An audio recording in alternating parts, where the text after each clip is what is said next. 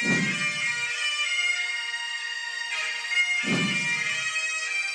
to that piece of lieutenant that's always on his podcast, bash us, him.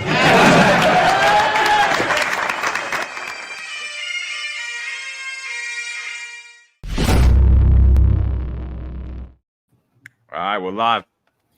Hey, good morning, 8:05 Eastern Time for most of you. And, of course, for me and some of our fellow listeners and friends of the podcast, 5:05 in the morning, bright and early, still dark outside on the West Coast. You know, for Juju, who doesn't really understand the time zones, somehow thinks I'm in Texas. I don't know if you looked at the time zone yet, but 5:05 in the morning, just to give you a little hint, it's a little further west. Anyway, thanks for tuning in, everybody. We already got some listeners, friends on the podcast here already. Listen, subscribe to the space, please. Let's keep this going. We got a big toss-up going on here in New York City, especially the NYPD. So arguably, I'm going to say this, even without the context going on right now, even without the information of what actually is going on behind the curtain, this is still, I think at this point, no matter what, whatever comes out of this, and something will come out of this, the FBI is not going to go to such great lengths to actually obtain electronics from the homes of NYPD officials and politicians in New York City, especially the eye of the storm is on New York City. New York City always has the eye on them, unlike other places where it could go unnoticed. This is New York City, iconic city. This will be the most corrupt administration, the most corruption we've ever seen in the police department, because it has to deal with the leadership. And when something affects the leadership, the entire organization could crumble. So with that being said, John, I just want to say, have you noticed awfully quiet from the Gotham brothers? So I thought maybe, is it possible, maybe one of the Gotham brothers had left their phones at Eddie's house? I don't know. It seems that way. But anyway, what are your thoughts, brother? This is getting crazy. Yeah, so everybody's like reflecting on the most recent corruption scandal that the NYPD had, which stemmed from a shady real estate deal with two Hasidic real estate developers and Warren Wilhelm Jr., also known as Bill de Blasio after he changed his name. So everybody like reflects a lot about that. And, you know, a lot of people call me to talk about that. And I'm sorry for those of you who haven't called back, and to the media, just listen to this because this is all we know anyway. So, everyone's talking about that, right? The past corruption scandal, I mean, that was a lot. It was significantly different, right? So the then mayor was being accused of partaking in doing shady business deals, real estate deals. Somehow, the then first deputy commissioner, Philip Banks, was tied in. Numerous trips came out and bribes were alleged that these Hasidic developers were bribing not only him when he was the chief of department, but a lot of lower ranking guys in the New York City Police Department. So at that time, Bill Bratton was the police commissioner when that scandal broke. And he was not caught up in that scandal whatsoever. The majority of the upper echelon of the NYPD was not caught up in that scandal whatsoever. It was a lot of lower ranking chief. It was a lot of people on the come up. John Sprague, Jimmy Grant, one of the Mike Harrington. A lot of those guys got caught up because they were close to banks and they had ties with the Hasidic community stemming out of Borough Park. That scandal, honestly, from the moment I saw it, I thought it was bullshit. And it turned out to be exactly that. I said, look what happened. In my opinion, what happened in that scandal is Bill de Blasio and Philip Banks got caught with their hand in the cookie jar. And what did they do? They said, oh, no. We're going to give you dirty cops. And they gave guys that were hanging out with police buffs, gave them up to the FBI and said, they're dirty cops, they're taking bribes. But they could never say what the bribes were, right? Like, what did I get? And so if my friend's rich or somebody's a police buff and he wants to hang out with me because he's like, look, I'm hanging out with Jimmy Grant, or I'm hanging out with John, or I'm hanging out with Eric, and he gives me a ride to the Super Bowl or the World Series parade, and I go on his Learjet. What did I do in exchange for that? Never came out, right? This guy's never went to jail. They basically, and at the time, a lot of people, because I worked in Brooklyn South and I worked in the 6-6, a lot of people are like, they're dirty cops, and named lower ranks than them too as well, who never came out in the papers, and they're dirty cops. And I said right then and there, I said, those guys aren't dirty cops. I said, you pointed out guys, they may be bad husbands. You might be pointing out things that make them bad husbands and maybe question their character and their decision making. But no one has labeled out any type of form of corruption to me. You're allowed to have rich friends. You're allowed to go on plane rides with your friends. Now, if you're cheating on your wife, that doesn't make you a dirty cop. It just makes you a bad husband. And so like everyone's reflecting on that, but I think we got to take note here. The New York City Police Commissioner at the time was Bill Bratton. He was completely, utterly uninvolved. The New York City Police Department as a whole was still intact. I don't believe that's the case here, Eric. I think that this is completely a different situation, what's going on with the police department right now. Even at the time, I agree with you. I said it's pretty much horseshit what's going on. I think it was complete deflection. I think that Bill de Blasio had a great mirage behind him, and I think it was a great deflection from himself. And it was actually, pretty sinister, the fact that he actually deflected to the police department. And because what's sexy, right, John? What's sexy is any focus on the police department. So it was actually brilliant on his behalf to take the focus off himself. But even at the time, I said, even if they find some form of corrupted things that happened, I believed in the manner that we saw it. It was far more isolated, right? It was almost like it was encapsulated, right, to this particular portion, not going to infect the entire police department, where we could cut it out, remove it, and the police department could continue on to function. That's why I arguably say that no matter what is going on behind the curtain, once it gets revealed, right? But let's be honest, we don't know what levels of corruption are going on, what actually crimes are being investigated by the FBI behind closed doors. We have our suspicions. But no matter what it is, I still would say right now, without knowing the context, I think this is, I'm saying that right now confidently, the most corruption we've ever had, because this is infectious from the top of the police department down to the lower echelon of the police department. It infects the entire police department along with the mayor. So we have the mayor, who's ultimately the de facto leader of the entire police department. The infection goes throughout the entire police department right now. That's what makes it the largest corruption scandal, because this could topple and this could crumble the entire police department, especially right now. This is all timing with a low, diminished police department, with this DI movement, with lower standards, with an infected police department of low morale. They're exhausted, overworked, with no plan out there, an illegal military age male crisis, along with this infection, along with this corruption, could topple the entire police department at this point, where legitimately what we said yesterday on our live podcast could come true into volition, that the FBI has to step in. I'm saying right now, John, you and I both agree that they need to step in at this point. I believe every chief has been infected by this, and it needs a complete overhaul. But I think the entire police department can suffer from this.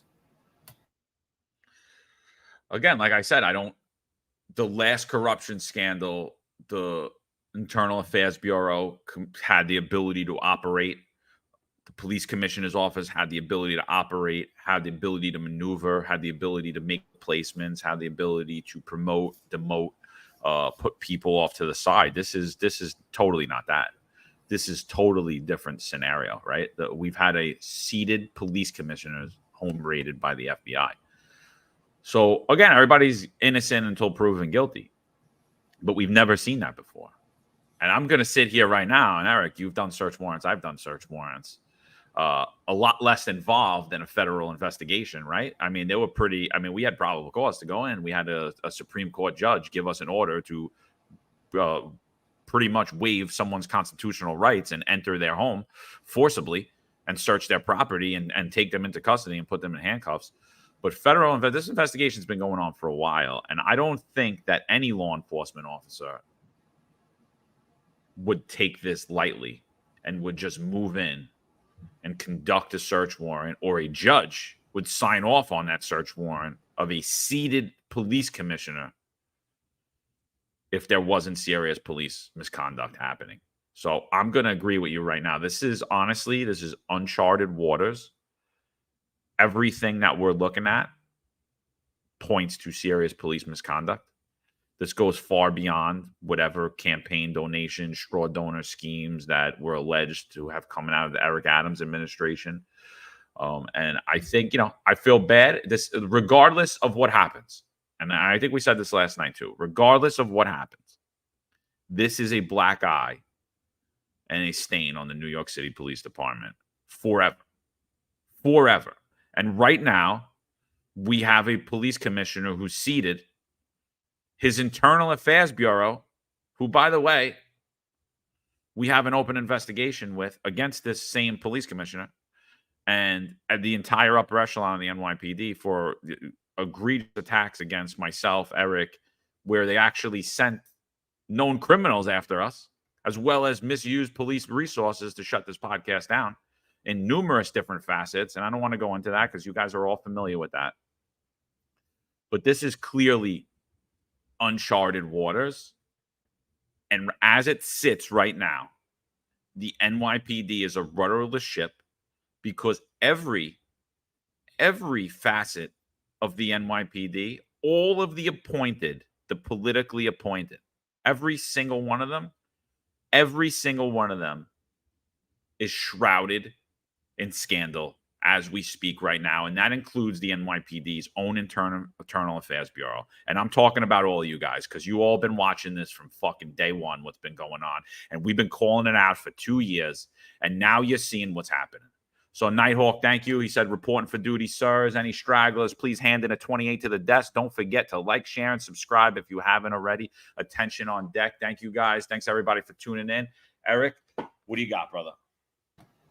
Absolutely. I want to thank everyone that's listening, our friends of the podcast. I want to say to Rob Marine, obviously a fellow Marine, Semper Fi, and he puts, and this is what you call leadership. And he writes, honor, courage, commitment, JJ did tie buckle. Clearly, he's obviously a Marine, Semper Fi brother.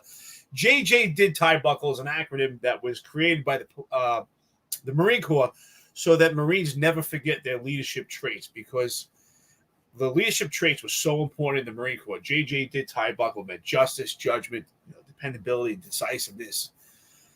It was important that you always understood the leadership traits, because what you learn in the Marine Corps at every level, unlike the police department, but at every level in the Marine Corps, that everyone is a leader and is expected to be a leader at any point you could be called upon. And we take it very seriously. And that's why I say you learn in the Marine Corps that leadership can cause the entire organization to thrive or even crumble. If the leadership falls, the entire organization is infected.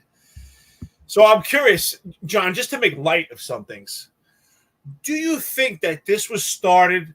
I mean, because you and I both entered the police department under the years of Chief Campese, and we were always led to believe that it's a cup of coffee that can lead to corruption. Do you think that this started with a free cup of coffee?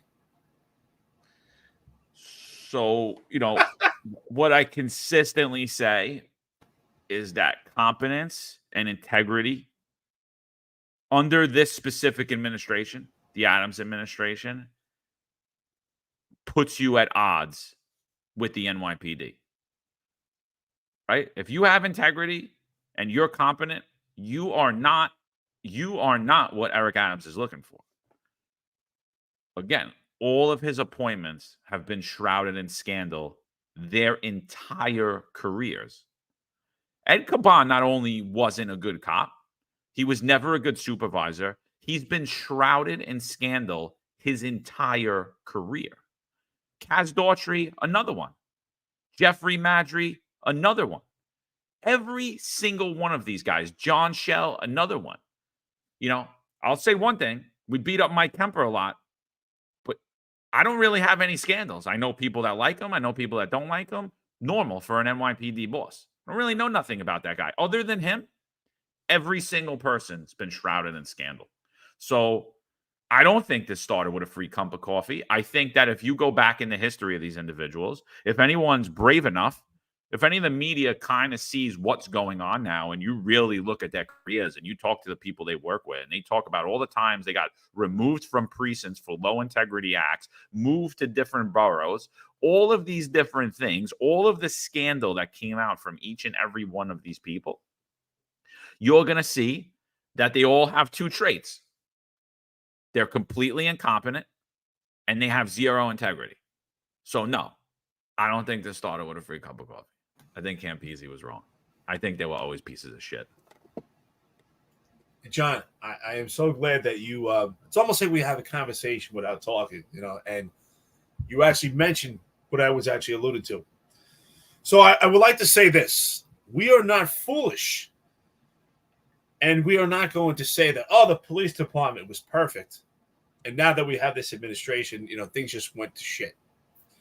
I'm actually going to blame the leadership for the past many years that has led to the leadership that we have now. And that's why I always said over the years, it's so important that you actually evaluate your personnel properly.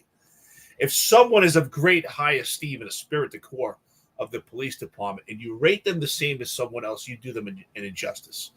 You also do an injustice to them if you rate others of low integrity and are inept, the same as someone else that's working hard. And that's how we allow these people to rise to the ranks. Because why, John? You know why these people thrive and make it through the police department? Because if you look past at a prior podcast that we did, it's exactly the syndrome that has infected the police department. It's actually affected an episode that we did the other day because we got numerous phone calls. And you know what that syndrome is, John? He's a nice guy. That is the biggest problem of the New York City Police Department that I think is a contributing factor to the level of corruption that we're at today. Is we hear this constantly. He's a nice guy. Give him a good evaluation. He's a nice guy. Take care of him. He's a nice guy.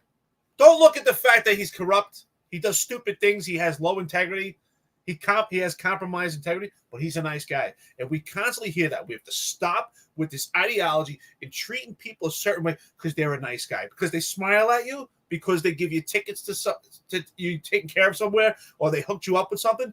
Are they a good guy? And there's a difference. Are they a good cop? John and I received numerous phone calls defending Inspector Mark Wachter because of ridiculous tactics utilized during a police street encounter. And instead of people saying, you know what, that was bad policing, and instead of him saying it himself and to make himself better in the police department, instead the excuse was he's a nice guy, he's a good guy. And that's how we allow this infection to arise through the police department and get to the point that we are now have a corrupt administration, and the entire upper echelon is infected because of this nice guy syndrome. And now I say right now, I hear numerous people saying, don't blame Chief so-and-so. Don't blame this chief. They're a nice guy. You know what? And I blame Chief Kemper too. He appears to be a nice guy. He did a great job. He had, as far as handling the criticism from this podcast in comparison to the Gotham brothers and other chiefs. But make no mistake about it. His ears and his eyes are open. He's not stupid. It's no coincidence that he left now. He knows what's going on. He may not know every detail, but he knows. It's impossible to make it that high up in the ranks. These guys are not busy doing work all day. They have a lot of cups of coffee together. They eat lunch together. They exchange a lot of information. No one in the police department is making it to the CIA because there are no secrets in the police department. And you know what I'm talking about, John. I agree with you. And, Crazy 10-7 says Jimmy Grant was the fall guy. So was Sprague. So were so was Harrington. So was Mike Harrington. So was Pete de Blasio. So was everyone.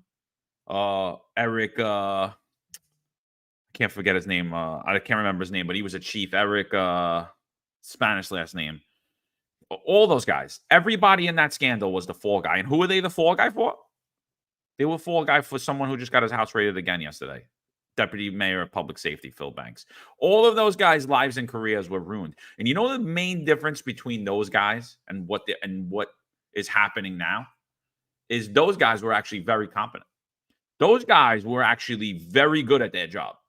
Those guys oversaw the best, least corrupt version of the New York City Police Department. So that's what's much different about those guys. Nobody was leaving the job early. Nobody was vesting out. Nobody was resigning. Nobody was retiring. And guess what? The communities love those guys. Every community across the city love those guys. That's the difference. That's the difference between this administration and that administration. This administration stinks. It stinks of corruption. And would you, if you were the mayor, Eric, would you appoint Phil Banks after a huge scandal broke out to be your deputy mayor of public safety? Would you do that? Because I wouldn't. Well, absolutely not. What was the theme of the podcast yesterday that we did, emergency podcast, breaking news of what's going on right now? And it's the theme of what's going on this upper echelon. It's what we said yesterday. And it's something we learned in the police department. Anybody working right now, if you started around the time that John and I started, 2004, this is something that was constantly preached into your head. The appearance of impropriety is enough to tarnish the shield, enough to destroy the reputation of the patch. So absolutely, you just answered the question. You know the answer to it. If John was the mayor, if I was the mayor, if our listeners and friends of the podcast right now, if any of you were the mayor, you would absolutely not appoint Banks, because you would say the appearance of impropriety is enough to infect the vision, the illusion, and the vision of the police department. That's exactly the answer to that. Yeah, no, I agree. And Speedy Simone says, my only fear is that somehow this will be swept under the rug as usual. The righteous voices are still few and far between. I agree with you, Speedy. I mean, I think, again, we saw Fall Guys happen last time, and people that really were involved in serious corruption skated, right? Skated, went on to have great careers and make a lot more money and actually move up the ranks in New York City politics and the NYPD, right? Now the person that stemmed from it is basically in charge of the entire city. So, yeah, no, I agree. So, listen, some more details came out last night, and I think it'll tell a little bit more tale of what's happening. Is this the right article? Yes, it is. Okay. All right, I'm going to start to read this article. Federal agents hit NYPD Commissioner Edward Caban and members of the nation's biggest police force this week, amid a stunning spate of raids and on others in Mayor Eric Adams' circle, sources said Thursday. Agents showed up at the home of Caban, Deputy Mayor for Public Safety Phil Banks, and the townhouse shared by Schools Chancellor David Banks and First Deputy Mayor Sheena Wright with search warrants early Wednesday and seized their electronic devices, according to law enforcement sources. Phil and David Banks' brother, Terrence Banks, a former MTA official who has turned to consulting work, was also targeted in the action, sources said. Another top Adams aide, retired NYPD Inspector Timothy Pearson, had his phone subpoenaed, according to the sources. The connections between the raid, subpoenas, and other law enforcement sweeps targeting Caban, other NYPD officials, and City Hall bigwigs remained murky Thursday. But sources said the top cop and others in the department were targeted as a part of a sweeping corruption probe involving influence peddling. Here we go. You ready for this? This is what we didn't know last night. Caban's twin brother, James Caban, a former NYPD sergeant, was served with a search warrant with a subpoena. Sources said investigators are looking into his role in the world of nightlife enforcement, according to sources. Sources confirmed that NYPD Chief of Staff Raul Pintos and two precinct commanders in Manhattan and Queens were asked to have their phones turned over. The feds are also looking into rank and file NYPD officers from precinct commanders on down who served in Manhattan South and other precincts with strong nightlife presence, sources says. None have been accused of any crime. The probes are being led by federal prosecutors in the Southern District of New York, which has also been eyeing Adams' 2021 campaign and other unrelated high-profile investigations, sources said. Adam broke his day-long silence on the raid Thursday afternoon as he exited City Hall with a throng of reporters. As you've heard me say over and over again, as a former law enforcement person who had a meager amount of arrests, did absolutely nothing, will always follow the law, and that is what this administration always stood for and will continue to stand for. Whatever information is needed, we will turn over. And so clearly, what's missing from this article is the fact that it says that they're not being investigated for a crime, and they're being probed for corruption. So corruption is a crime, and they are being investigated for a crime. That's just information that has not been released yet, right? Because John, you and I both know we talk about search warrants, right? And I can confidently say this, and I'm sure you could say the same. I never took part in a search warrant execution on behalf of doing anti-crime, searching an apartment, right? Hats off to emergency service. I want to say thank you to the finest men and women that the police department has to offer emergency services. I always wanted to do it, but I love doing plainclothes so much, but they would actually knock the door and then we would go in and do the searches. So I want to thank them. If there's anyone here that's listening, active, retired, took part of ESU, outstanding unit. And we never went in after we had an informant make a purchase at an apartment after one time. It was several times. We were very confident, very thorough and detailed in our investigations that took part of anti-crime, our FIOs, with our informants. Very confident. We hit an apartment. We went to the apartment door numerous times to make sure that that's the right apartment. We knew exactly what the door looked like, the layout of the building. And I say that because most of them were in apartments. So it's very thorough. And I would say it's by far more thorough, especially the FBI. When they're going to hit high prolific figures, they're going to make sure all their ducks are in a row so that they don't look bad themselves and it doesn't come back to them. So if anyone believes that there's no crime going on here and that this isn't going away, and I think that this is completely different than what we've seen before, and I don't think this could get swept under the rug like we've seen before because there's just too many eyes on it. And do not think this is isolated to New York City. This is the NYPD, the police commissioner of NYPD. For some people, that's like God in other places. This is being viewed by the entire world, and I don't think this could be swept under the rug. So Sergeant Blue says Sid Rosenberg states he loves Shell and Kaz and will vouch for their integrity. Who the fuck is Sid Rosenberg? And who cares what he's vouching for? Sid and friends. Sid is a friend to everybody. He would have said the same thing a few months back about Eric Adams. He said the same thing about Ed Caban. Friends, the title of his show is perfect. Sid Rosenberg and Friends. He's a friend to everybody because truly he's a friend to nobody. He doesn't even know Shell and Kaz. We had them on the show a few times. Hung out with them once or twice. He doesn't know who they are. And by all means, Sid ignored everything that they did against myself and Eric Dim and what they continue to do on social media. Ignore all of that. They're low integrity individuals. So if Sid's vouching for them, fuck Sid Rosenberg too. He's a scumbag too. That's how I feel about him. And by the way, Sid, if you're listening to this, thanks you and Curtis for stealing all our content and trying to pretend like it's yours. Good job, guys. I mean, John, honestly, do we even know Sid Rosenberg? So I don't even know. How do we know the level of his integrity? How are we going to actually say, does it matter? Like you said, does it matter if Sid Rosenberg likes him or not? What's his integrity? We don't know this guy from a hole in the wall. Listen, we know he's just because he talks on the radio doesn't mean he's a man of integrity. So I question that completely. Again, I think that he's just a complete charlatan. He wants to be friends with everybody. That's my take on him, honestly.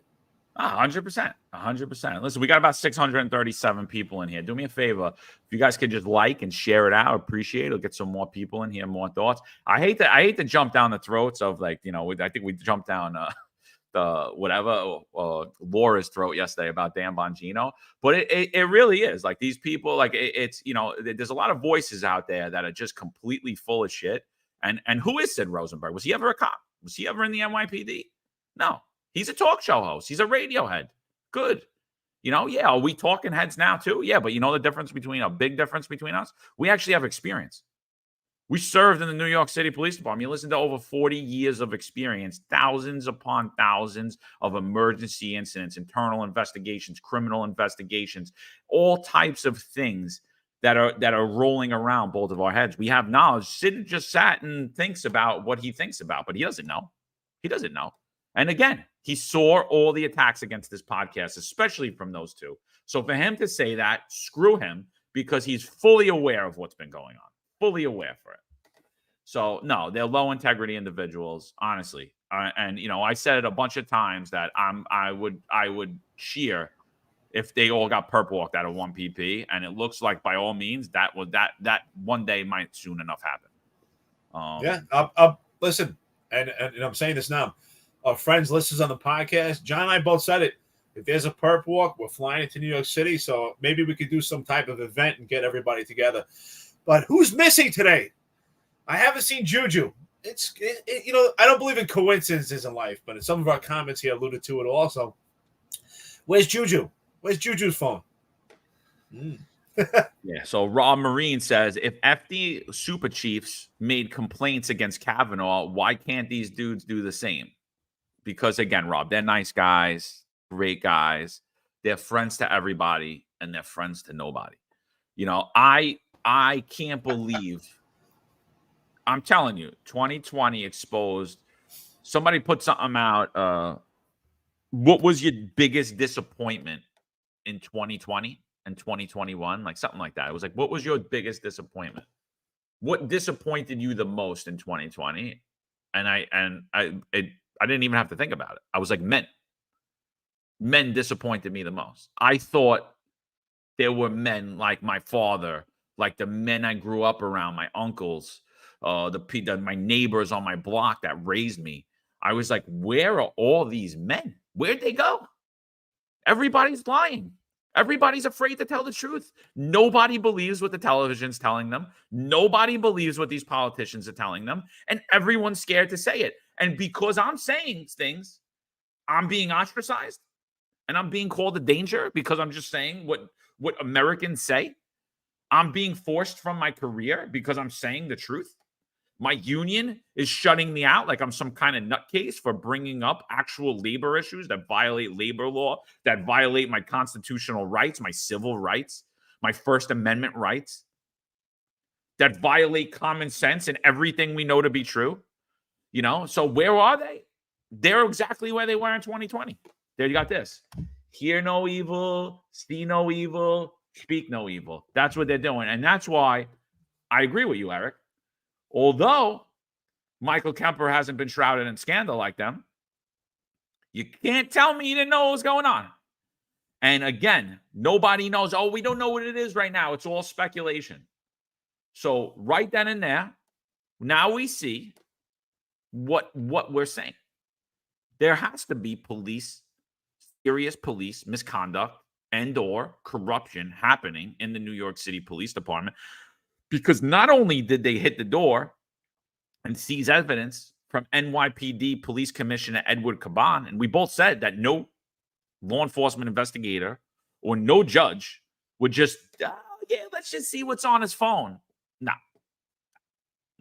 There's something on that phone they wanted to secure, right? Nobody's taking that lightly. A seated police commissioner for the largest police department in the world. Nobody's taking that lightly. But also, they go for his chief of staff, Pintos, 3-star chief, right? And who else do they go for? His twin brother. If that doesn't smell of police corruption, I don't know what it is. Yeah, that's why I say I think this is completely different than the last corruption case that we saw, which is total horseshit. I think this completely has teeth to it. The manner of the FBI probe, but they just completely calculated. I think this stems way back to when Mayor Eric Adams first had his phone taken. I think this is completely calculated. I think there's a lot of solid information that we just don't know yet that hasn't been revealed.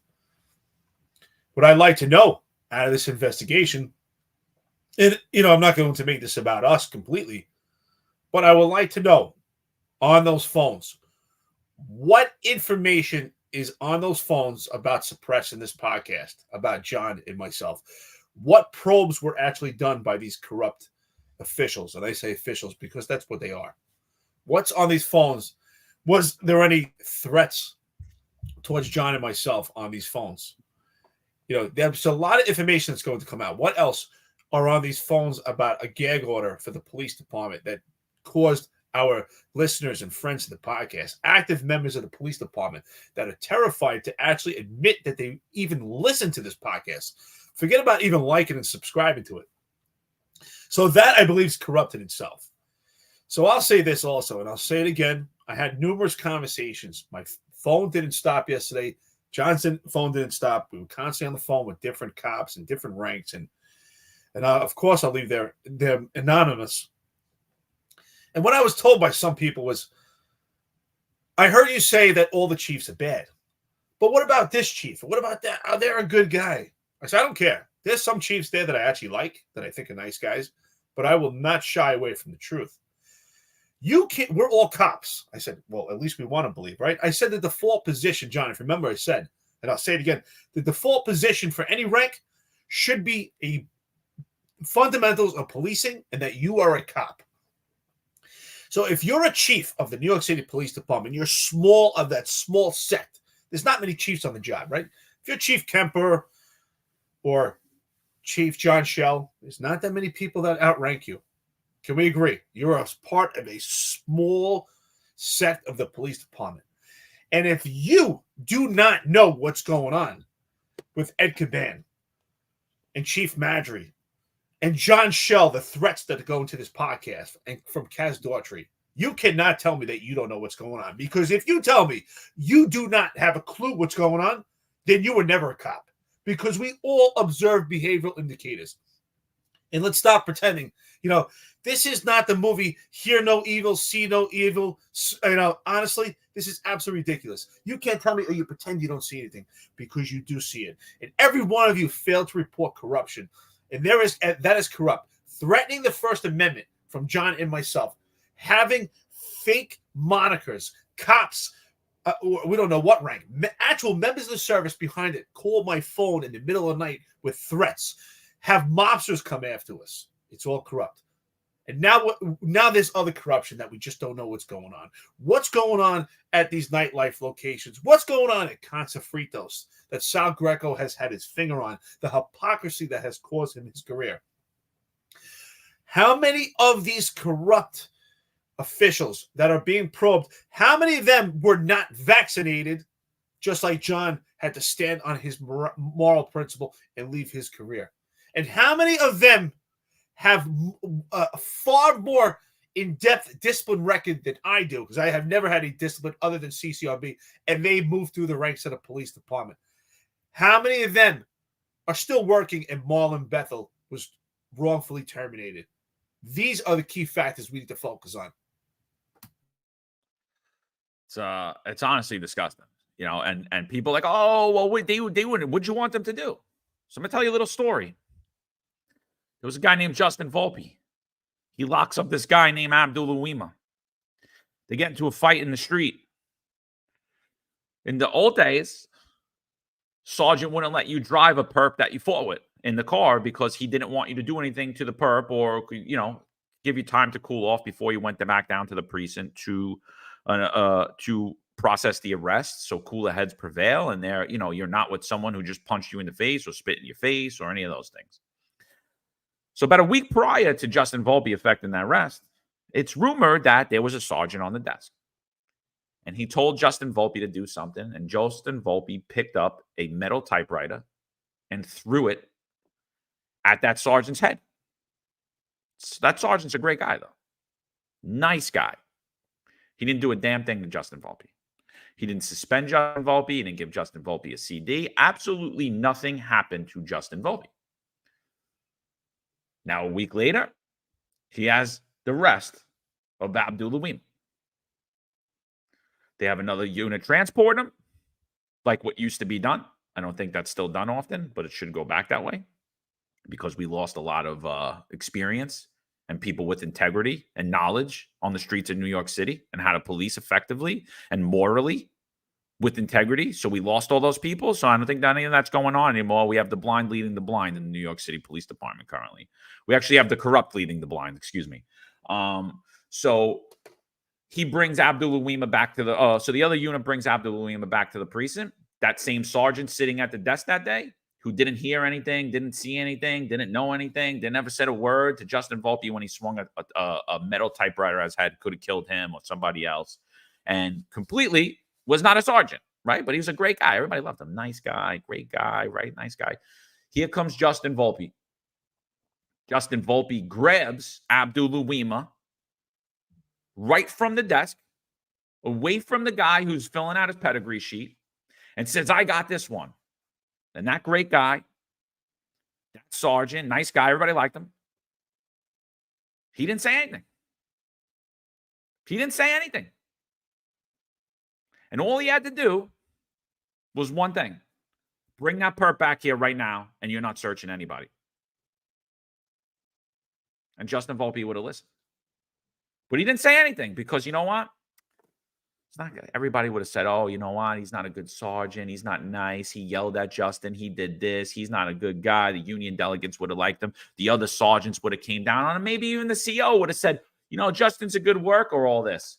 And Justin Volpe, in a fit of rage, takes Abdul Uwima in the bathroom and proceeds to rape him with a plunger. And that same good guy, that same sergeant, didn't hear nothing, didn't say nothing, didn't know nothing. And guess what? He wound up losing his job and going to jail. And the same's true here. If you don't know nothing, you don't say nothing, you don't want to know anything, but you're a good guy, you don't deserve to be a New York City police officer either. Because you know what? It's a tough fucking job. And you got to have integrity. And sometimes having integrity means you got to walk away from your career. Sometimes it means you have to put your fucking balls on the table and say, I'm absolutely not doing that. And I'm not doing it regardless of what's going to happen to me. And that's the reality of being a New York City police officer. And today, I don't see enough men that are able to do it. You know, there's a comment here from, I don't know who this is. There's someone new listener, new friend to the podcast. Thank you. Toka Plays, Schoolcraft. You're absolutely right. You know what's interesting about this? According to Campese, for years we heard this thing. We always thought it was laughable. I even, when I first got on the job, I laughed how silly this was, right? All we heard was, it's that free cup of coffee that's going to lead to corruption. Oh, it's that free cup of coffee. Marlon, good morning, brother. How you doing, man? It's not.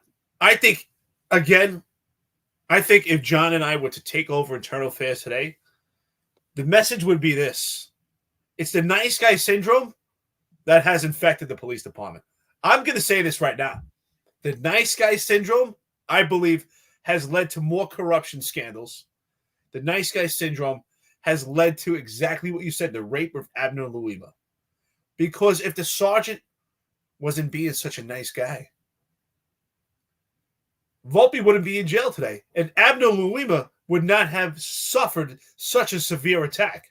He's out now, Volpe, but he would have retired from the New York City Police Department more than likely, and that shit would have never happened. If Mark Wachter wasn't just a nice guy, he'd have good police tactics because people would not be afraid to say, hey, Mark Wachter, yes, you're a nice guy. You're a good guy. But you're not a good cop. And you need to improve on your tactics because we're all afraid to say things to each other because we don't want to be mean, hurtful. We want to be nice. And nice, sometimes there's a time to be nice. And sometimes there's a time to be good. But you know what? There is a time to tell people the truth. You know, I had a conversation with someone yesterday. It was a great conversation. Someone who's on the job. I won't release their name. We had a great conversation. We were agreeing and disagreeing about things that are going on with the police department. And you know what this person said to me afterwards, John? It was actually, it was pretty cool to actually hear. It was a breath of fresh air.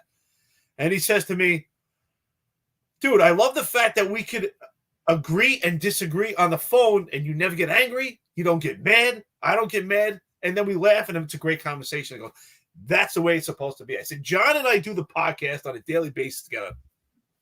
We agree and disagree constantly. I don't get mad at him. He doesn't get mad at me. And that's what makes this healthy.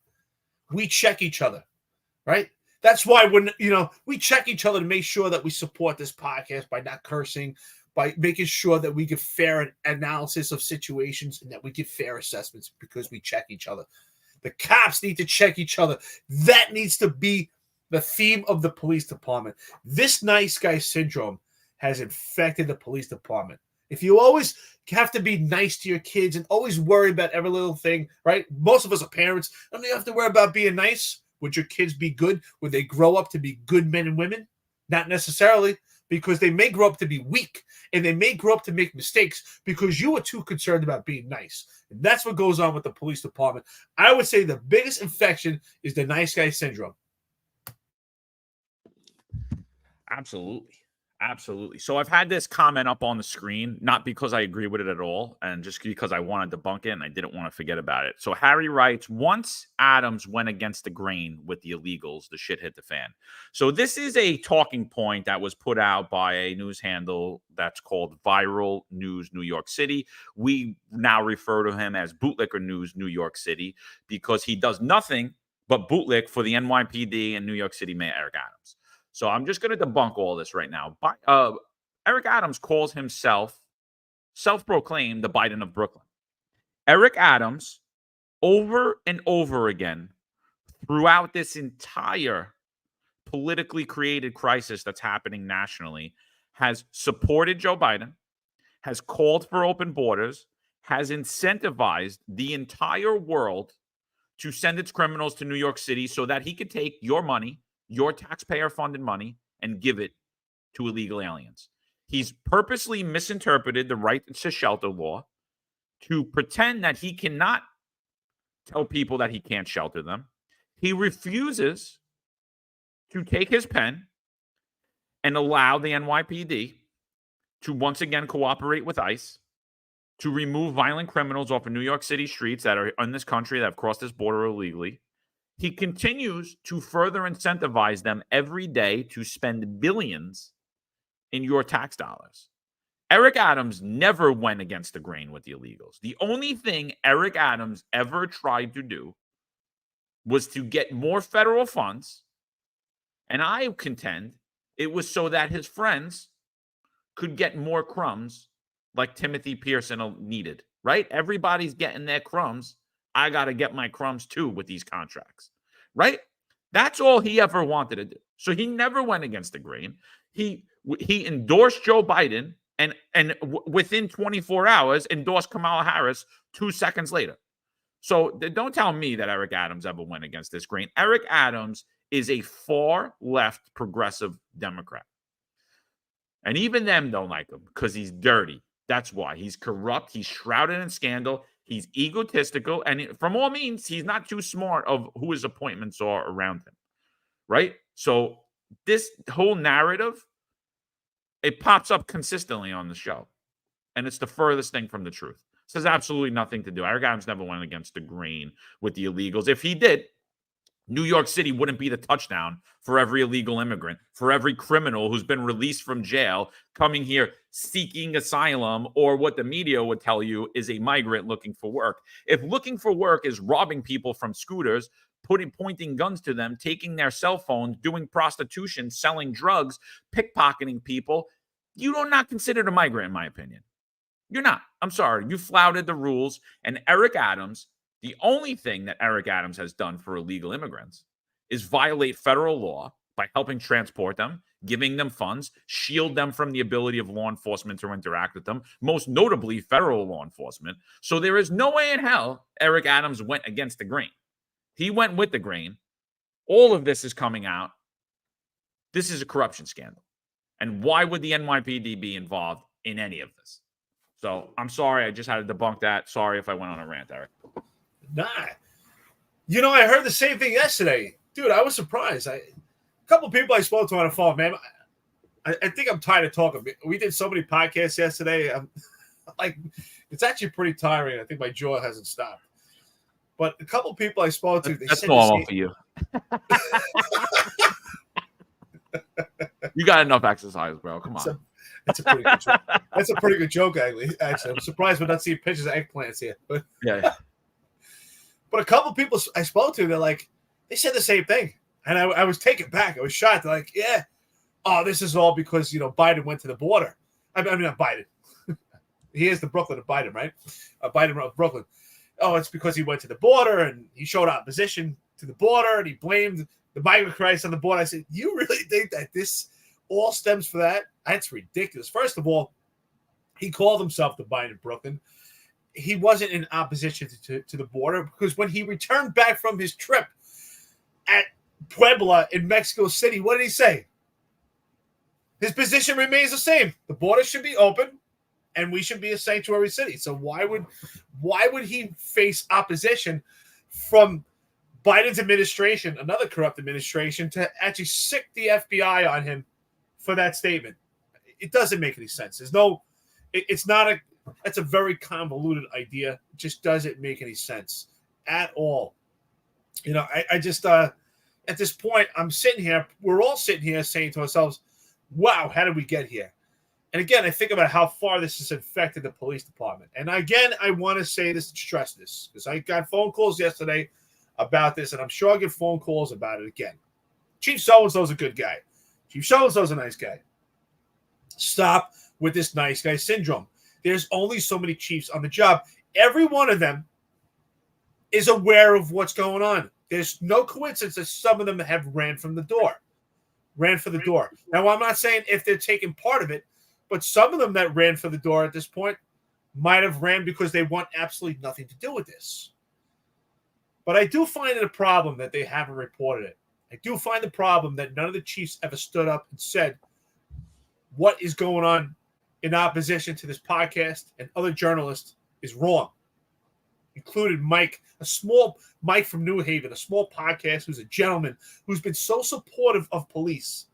I mean, just a complete gentleman, nice, congenial young man, was completely bullied. And nobody stood up. And I heard from people, oh, what are they supposed to do? They're only a 1-star chief or they're only a 2-star chief. This is what I heard yesterday, John. Oh, they're only inspector. So I used the same thing. I had to admit, John, I used the same line that you use because I hear it and I'm like, you know what? This really fits to this subject right now. We both so ordinary men. And so I said, are you telling me that the New York City Police Department could not become Nazis? You're telling me they could because the same thing happened how we had the Nazis in World War II. What are they supposed to do? We're supposed to stand up. We're supposed to stand up and speak up and not be afraid to call out something that's unlawful and just blatantly wrong. We are all supposed to be cops doing the right thing. And yet, what are we supposed to do?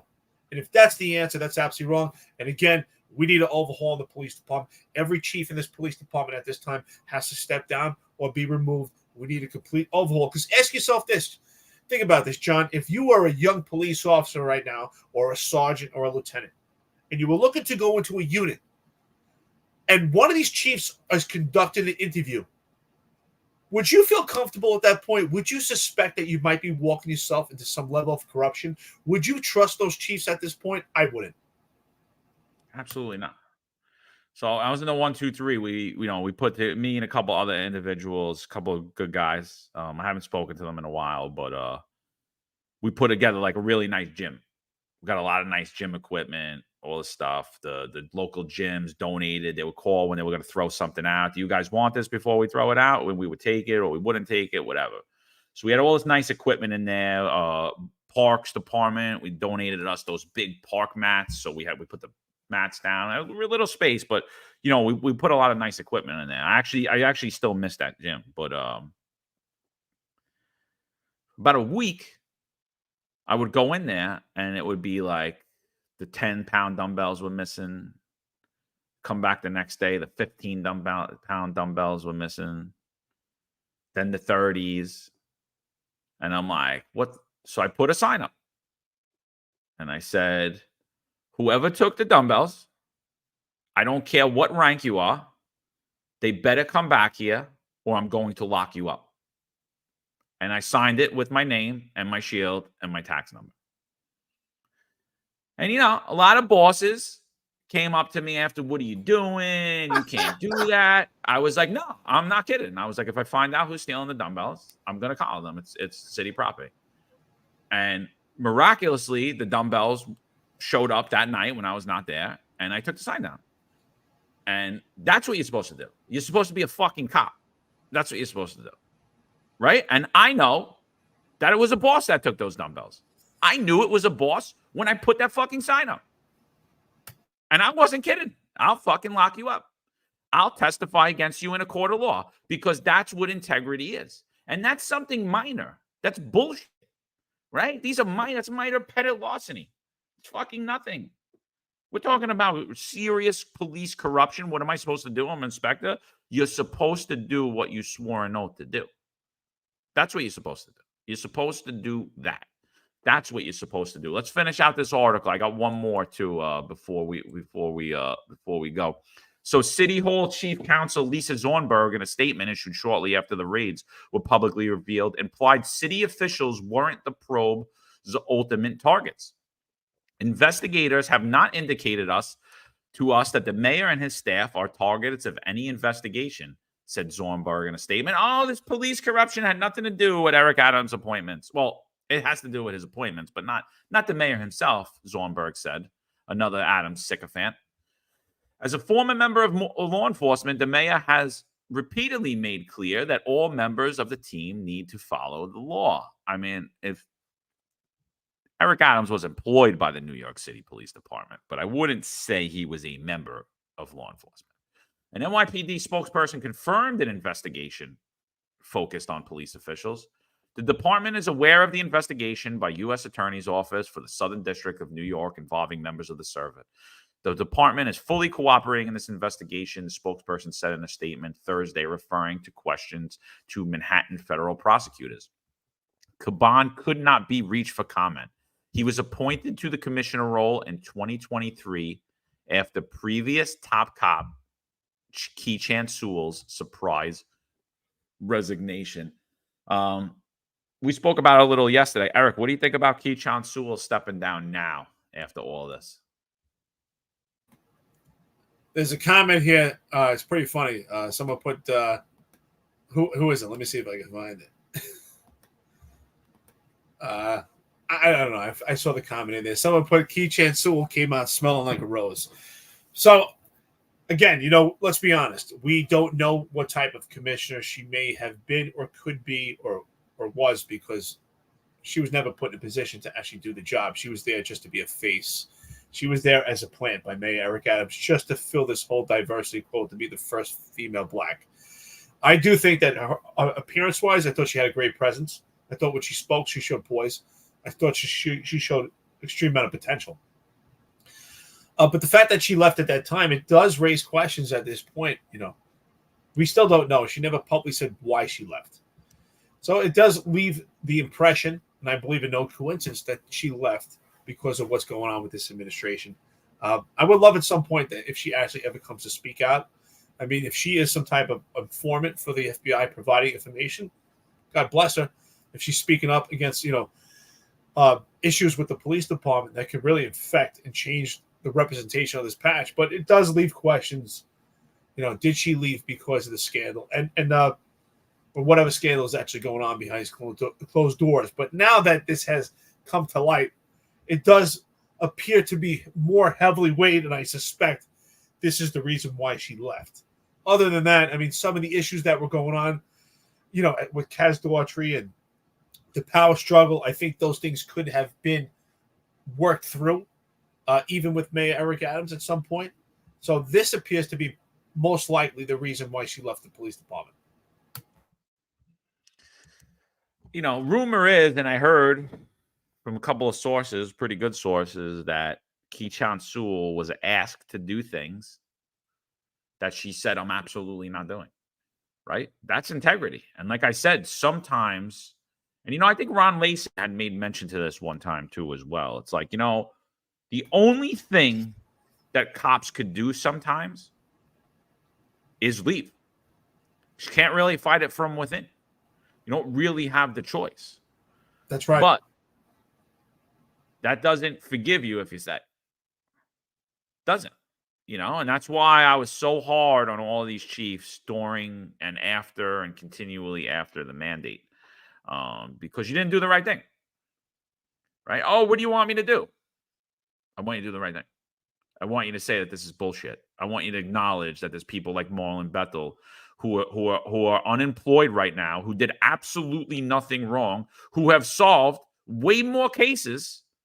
Because somebody asked on here, how many cases has Kaz Daughtry solved to get first grade? I'll tell you right now, 0. He did mangle an investigation of a girl called Dana Ratchlin, where he botched the sexual assault so bad that her perpetrator the DA's office wasn't able to prosecute him. So she had to drop the case.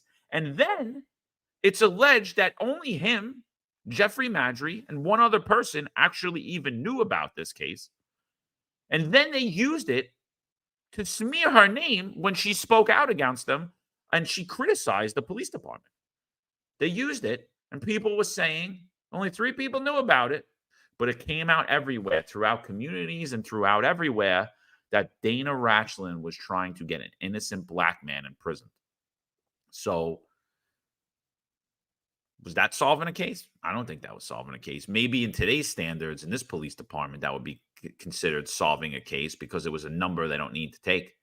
So, I mean, I think right now you see that. You see people who just, oh, what do you want me to do? There's nothing I could do. And everyone's denying there's an existence of Marlon Bethel, a legal immigrant to this country, a black man who was terminated by New York City mayor, who the only people he's concerned with getting to work is illegal immigrants, and he denies the existence of Marlon Bethel. You know why he denies the existence of Marlon Bethel? Because the the DEA president, what's his name?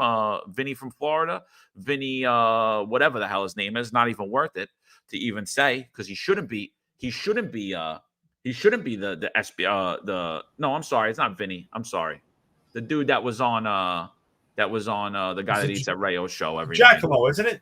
Yeah, he was on the One Tough podcast to listen to. The Giacomo. The Giacomo just stepped down. It was the other guy, but his vice Donahue, president. right? What's his name? I forget. Whatever. It doesn't matter. His name's not important. He's a loser. The old guy. Because he denies that Marlon Bethel exists. Because the chiefs that oversaw Marlon Bethel and all of the people in the New York City, the police department, from police officer all the way up, deny the fact that Marlon Bethel was terminated for nothing, non-disciplinary termination, still without a pay. Because of that, because of the low integrity, now we allow serious police misconduct and serious police corruption to fester and brew in the New York City Police Department. Because if you could let one thing happen, you could let it all happen. And what I said, and you could go back on all my tweets, and you could go back on my Instagram, you could go back on my social media. I said, you got rid of all the people that would have went into a precinct where guys were selling drugs and dealing drugs and beating up drug dealers, and you got rid of all those people. The people you capped and the people you rewarded are the people that either lied and submitted fake cards, or the people that just went along with the game and didn't say anything. That's who you kept in the New York City Police Department. So it was ripe for corruption. We got 1,023 people on here. Do me a favor, like, subscribe, hit the notification button, and do me a favor. If you're on social media following us, share it out as well. Appreciate everybody on here. I want to say good morning, of course, to our friends and listeners to the podcast. Like John said, like and subscribe to the content. Hey, good morning, Patrick Jordan. Great friend to the podcast, has his own podcast, Brief with the Chief. His comment is exactly on point. This is what we've been saying. We all, especially John and myself, we could say that what makes this podcast different, right? Unlike Sid and friends, we actually have police perspective. But the FBI is not going to probe in this manner unless there's some hard, credible evidence. Patrick Jordan states, it's shocking that they searched the police commissioner's home. The feds will not take this step without good cause.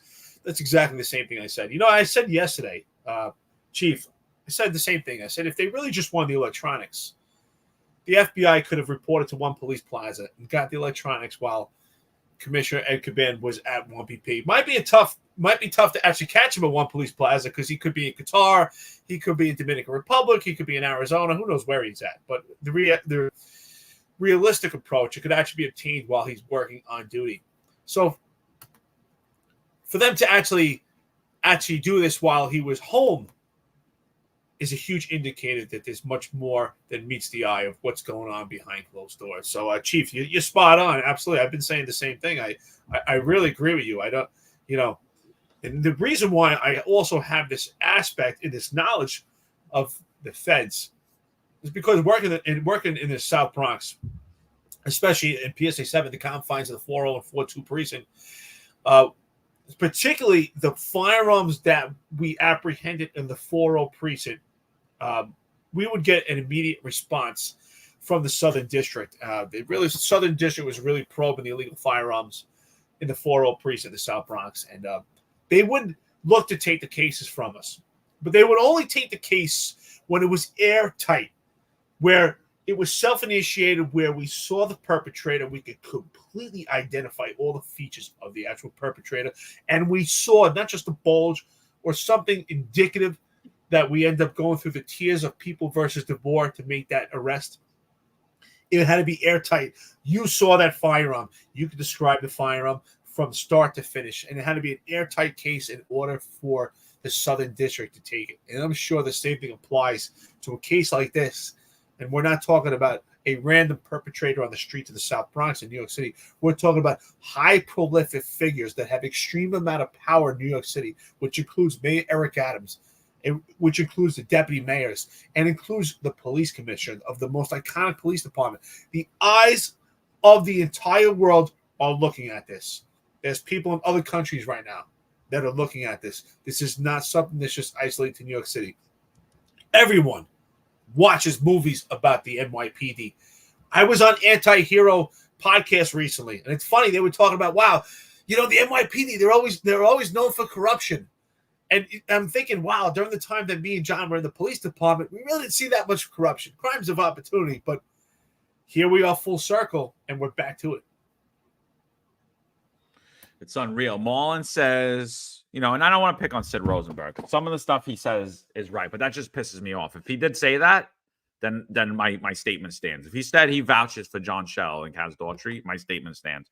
But Mullen brings up a good point. It's not just about Sid. It's about mainstream media in general. The thing is, Sid is mainstream. It's a dying media, and media figures attached to dying industries become sycophants to stay afloat. And that's kind of what we're seeing, right? And earlier, Chris had stated that, they tried to stack the deck, right? They tried to get all the media with them. They tried to get us off the air. They're continuing to try to get us off the air. They continue to try to bully and intimidate us because they're failing. They're lying. Everyone knows they're lying. We're just not pretending that they're lying, that we know they're lying anymore. People are getting sick of it. People are getting fed up about it. So I agree with you, Mullen, 100%. Let's finish up this article. This is a good pie chart of who's related. There's a lot more people on here that need to be added, actually, to this pie chart. As Commissioner... John, before you read, I just want to say thank you to Pedro Perez, who donated $9.99 to the podcast. He wrote, "It's a very sad time for the NYPD, given the legacy and prestige of the department. We feel the rank and file. Time to move someplace warm." Absolutely. And Charlie Mack reviews Precious Metals, $4.99 to the podcast. Thank you so much. Like and subscribe. Go ahead, brother. Thank you, guys. We appreciate the donations. All right, let's go. As Commissioner, and I'll bring you guys up. I'll keep you up there for a while, too. As Commissioner Caban works closely with the Manhattan U.S. Attorney's Office that now appears to be investigating him, many of his officers and a smorgasbord of high-ranking city government counterparts. Representatives for the U.S. Attorney's Office declined to comment. When the Post tried to reach Chief of Patrol John Schell for comment about the raids and subpoenas, NYPD's Deputy Commissioner of Public Information, Tariq Shepard, got on the phone and called the reporter, who's Craig McCarthy. You could follow him on X at Create Craig. Called him a fucking scumbag. That's what Tariq Shepard, that's the Deputy Commissioner of Public Information. Yesterday, me and Eric made a bet, and I bet that Tariq Shepard would be the next police commissioner when Ed Caban stepped down. And Eric bet that it would be Kaz Daughtry. And I said, well, if it's neither, we both lose. But I'm saying right now, this guy I thought was cleaner and more polished than Kaz Daughtry. But now I'm saying he's a fucking idiot. He's on the phone with a reporter, and he calls him a fucking scumbag for calling and asking for a question about what's going on because you and your dirty friends are all under investigation, right? So Tariq Shepard, the Deputy Commissioner of Public Information, did that. I don't know if they'll get into it also, but even after that, another reporter, I believe from the Daily News, called John Schell. And then John Schell didn't pick up the phone. DCPI, the Deputy Commissioner of Public Information himself, Tariq Shepard, picked up the phone and said to the reporter, "Why didn't you call DCPI?" and hung up the phone. That is the equivalent of you walking up to a cop and telling him you were robbed, stabbed, or assaulted, and him telling you to call 911 and walk away. Got news for you, Tariq Shepard. You are DCPI. Got news for you guys on the street. If somebody comes up to you and reports a crime, you are 911. I put this on Twitter or X, whatever you want to call it now. And unfortunately, Tariq Shepard is a civilian, so I don't know if this will actually apply, or is he uniform? Unfortunately, this unprofessionalism is customary from the current upper echelon of the NYPD. This is a response to Craig McCarthy. I do encourage you to file a complaint with the CCRB of New York City. Hold these immature, unprofessional cretins accountable. The iconic shield is tarnished at their behest. Godspeed, sir. The Finest Unfiltered. I absolutely expect a civilian complaint to be filed immediately. I don't care if he's a civilian or not. File that civilian complaint review board, and I want to see if the civilian complaint review board actually takes an intake report on this. This is absolutely ridiculous. Again, the entire police department is infected. It is infected. No way could this department actually move on, especially with a civilian complaint review board. We have cops that their careers are getting tarnished and destroyed, including myself, completely tainted from an overzealous civilian complaint review board. There's no support. We have police officers out there that have lost 20, 30, 40 some odd vacation days for saying fuck or saying curse words when they're in the heat of battle with an armed adversary, a perpetrator. And yet we have this animal who's in a position of authority, totally abuses his office, abuses his position, and talks this way to reporters who have full access to the police department. If anything, they have more access to most of the police officers, including John and myself who were on the job. Do I agree with some of the things they say? Absolutely not. But that's not what we're supposed to do. We took an oath to protect people, to help people, and allow them to have their First Amendment right. For him to say that is absolutely disgusting. And John, your analogy is spot on. Because guess what, Tariq Shepard? If someone comes up to you and says they're robbed, you're supposed to put your handcuffs on them. The default position is being a police officer. The default position is being a professional. Again, this is just another mirror image and a reflection of what's going on with this police department. And exactly, John, I don't know if you want to change your position. And that's why I said that yesterday. If anyone they're going to make the commissioner is Kaz Daughtry, and make no mistake about it, he's a piece of shit too. No one is going to be in these positions right now that are clean. They're all piece of shit that are in this position. Because Mayor Eric Adams wouldn't put anyone that is clean in these positions because clearly he's not clean himself. So Tariq Shepard may have put on a good facade and was pretty eloquent in his words, much better than John Schell and better than Kaz Daughtry. But make no mistake behind it, he is a sheep in wolf's clothing. He is a wolf in sheep's clothing, just like the rest of them. The only difference is John Schell pretends to be a wolf, but behind it, he's a real sheep.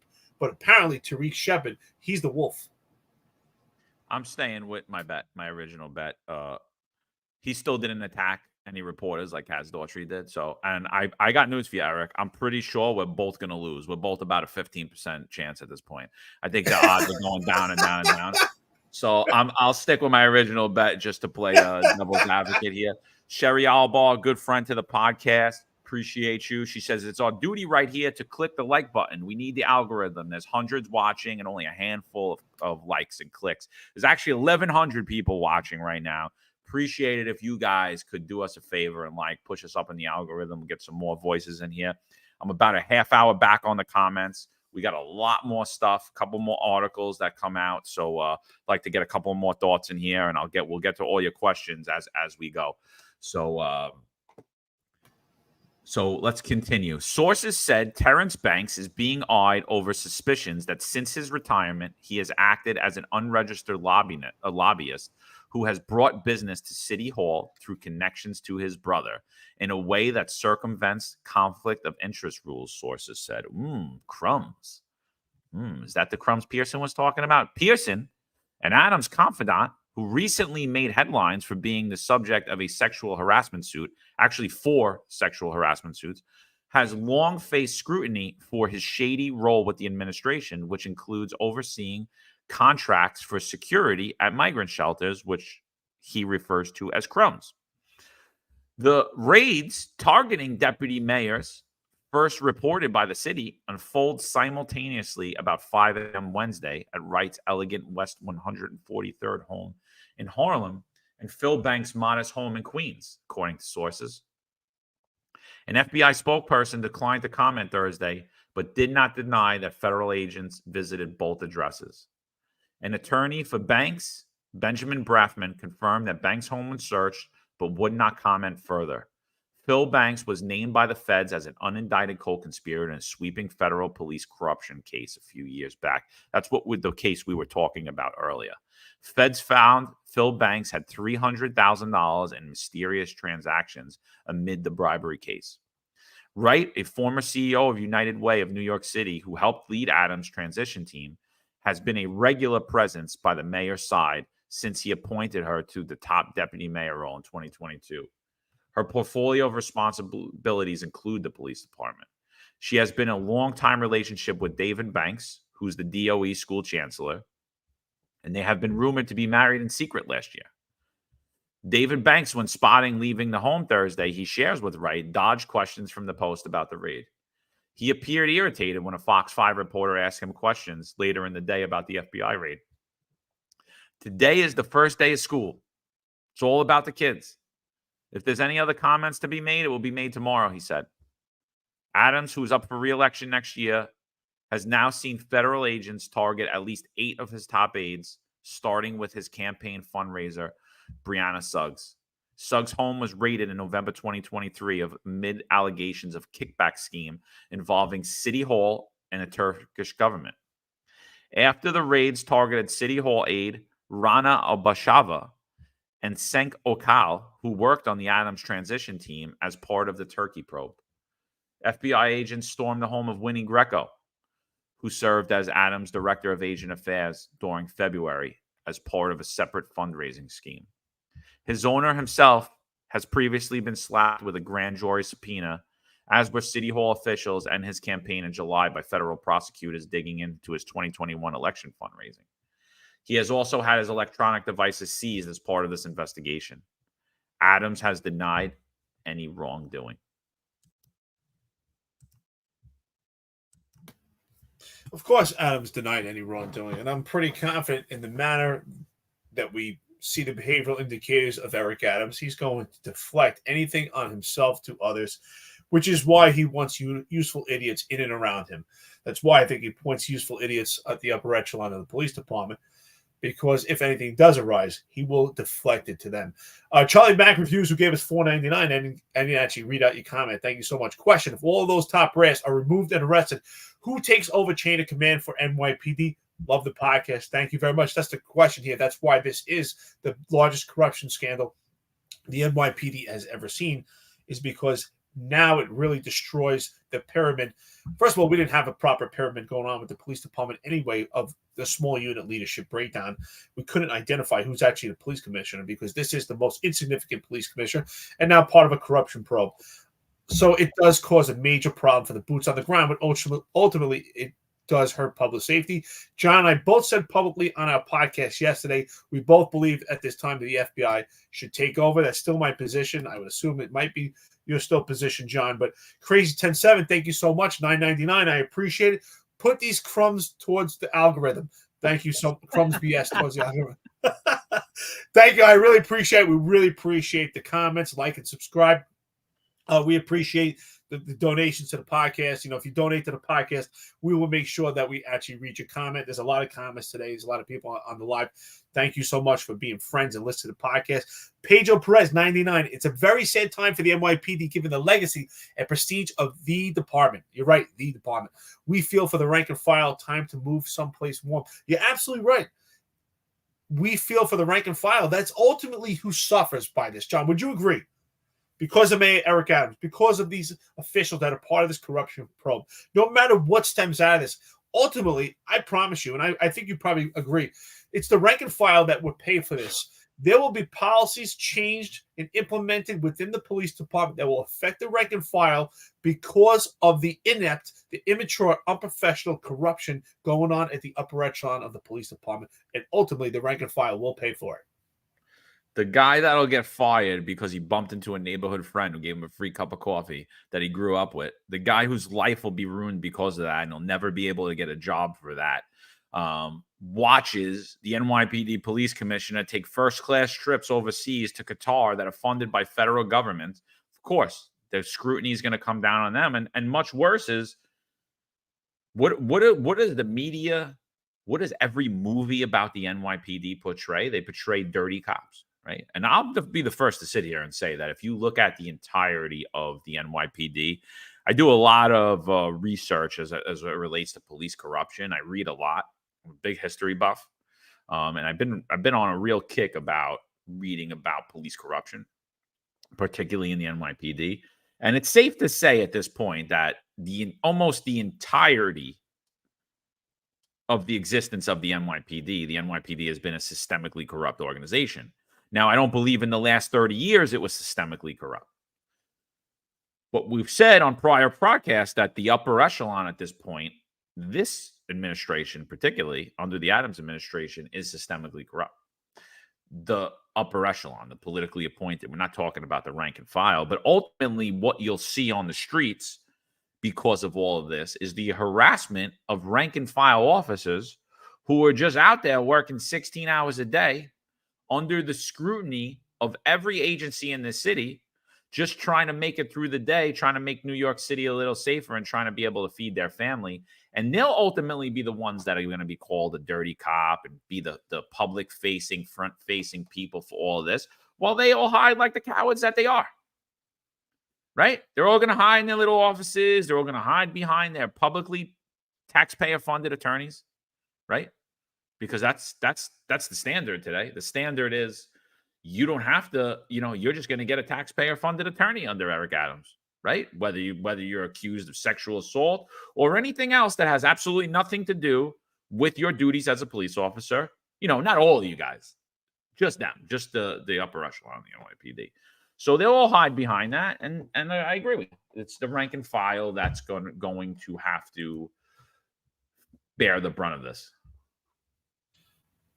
And at this time, I'm very disappointed, but not surprised. There should be an immediate, I don't know if you agree, John, but this is my position on this. There should be an immediate response. The PBA president, DA president, every union should make an immediate response right now publicly and say that they are sickened by this and they want to know how this affects their members, that they immediately want to know. And they also, now one of these unions have spoken out and said, hey, our police officers, sergeants, lieutenants, detectives have been terminated, have lost a significant amount of vacation days, had to leave their careers. John McCarry had to leave his career. Eric Dim had to leave his career because of the inept leadership of the police department that allowed the disciplinary matrix to affect the police department. The unions members have bared an extreme amount of discipline, while Chief Madry had his case thrown out and dismissed because somehow it doesn't pertain to CCRB, which is a complete farce in opposition to abuse of authority cases we've seen from the Civilian Complaint Review Board in the most egregious, ridiculous, frivolous cases amongst the members of the police department. Where are the unions? So you have to ask yourself again, where are your union dues going? There should be an immediate response for every one of these unions, and they should be at the forefront and take a preemptive strike and say, how are our members going to be affected by this? How? And yet the upper echelon, how could they sign off on any dismissal right now? How could they sign off on any cases right now? How could anyone face discipline under Police Commissioner Ed Caban during this corruption probe? I say right now, under Police Commissioner Ed Caban, every case that was met with discipline should be opened up and reviewed again.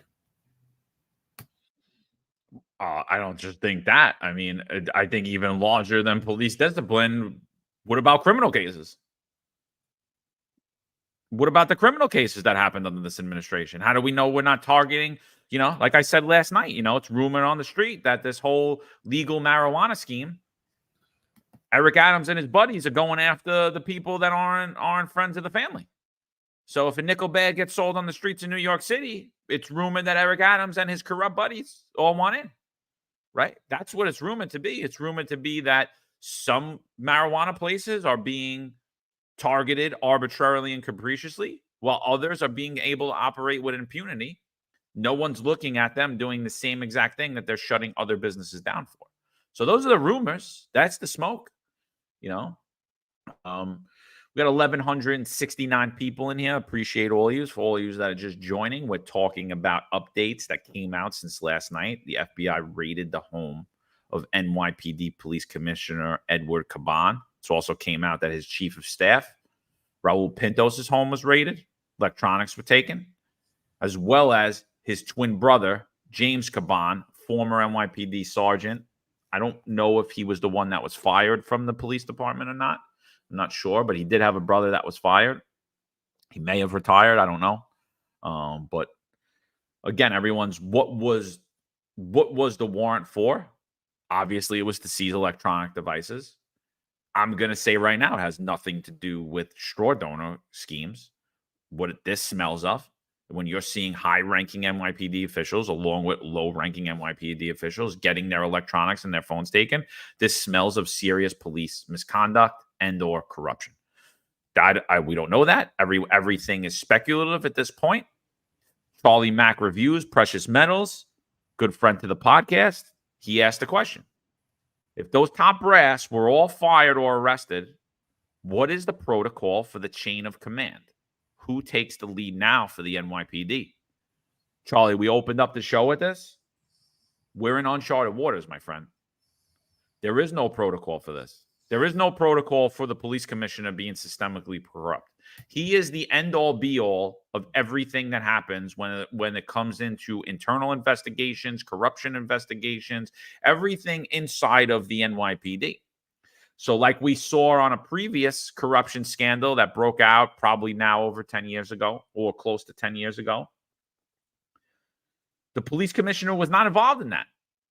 The only one that was involved was the first deputy commissioner, who retired very abruptly and then became an unindicted co-conspirator. And a lot of low-ranking chiefs and inspectors were all caught up in it. But it wasn't the majority of the upper echelon of the NYPD. It wasn't the head of internal affairs, which we're alleging here, too, that internal affairs is, at this point, a systemically corrupt bureau in the NYPD itself. Because, again, anything that these guys were doing, they were out partying with them, doing it all themselves. So we're completely in uncharted waters.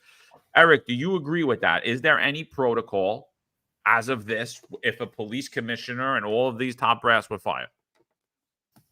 Before I answer that, it's kind of funny. John and I reached out to the investigator for our case from Internal Affairs yesterday. And, of course, we didn't receive a response back, not in a timely manner. So it's no coincidence. But with this question, it's actually a great question. And John, you're absolutely right. John, you nailed it. You're absolutely right. There is absolutely no system. There is no protocol in place because this situation has not ever arose within the police department. There is absolutely no system in place. And what we have right now is an appearance of impropriety for the entire upper echelon of the police department. Think about it at this point. We have a police commissioner. His home was raided. We have a first deputy commissioner that has done much traveling, just as the police commissioner did himself. So that's very suspicious, of course, because there has been articles that have questioned the potential corruption of the commissioner traveling to various locations. We have a chief of department who's had more discipline, arguably, than most of the troublesome police officers or members of the service that we ever had in the police department. Has a far extreme more discipline record than I have. My discipline record is only from the Civilian Complaint Review Board. And Madry has been presented with the last case from the Civilian Complaint Review Board that was completely dismissed. We have the chief of transit that just fled. We have John Shell that is openly bullying this podcast, other journalists, has drunken tweets on X-Space. We have Kaz Daughtry, who's teamed up as a Gotham brother with John Shell, the same Unprofessionalism, who bullied and almost got into a physical altercation with the journalist. I mean, I can go. I have Tariq Shepard, who's just now been accused of being completely unprofessional with a journalist, calling him a scumbag. John, do I really need to go through the line and name everything that's done by every one of these chiefs and deputy commissioners just to show the unprofessionalism? And again, we need a complete overhaul. Every one of them has to be removed, because any other chief that has sat by right now, and I don't care if you take this personal because it's true, every one of you that sat by and has not said a word, you are just as guilty in my eyes, because you have the power and you have the authority to stand up and say this is wrong. And I don't even care of your rank. It doesn't matter, because underneath that rank, when you take that uniform off, you're a man or you're a woman who's supposed to have principle that took an oath. So there's absolutely no system in place. And that's why it's our position that the FBI takes over at this time. There is zero system in place. Zero. John, I can't think of it. Can you think of any system that's in place? Have we ever learned in the police department that if the police commissioner is suspected of a corruption probe, what's the next step? Well, it's funny, like when we started getting attacked, right? You kind of presented me with that question. You said, well, what's internal affairs going to do? And what did I say? I said, they're going to do absolutely nothing. I said, we're just documenting this for history. We're filing an internal affairs complaint against not only the Internal Affairs Bureau for targeting us as well, because again, Internal Affairs brought hundreds of cops in. Hundreds. So they spent millions of dollars bringing cops in, asking them, do you know John McCarry? Do you interact with him on Instagram? Why? I have no idea, because we made fun of John Shell or Kaz Daughtry, or we gave our anecdotal experience or opinions.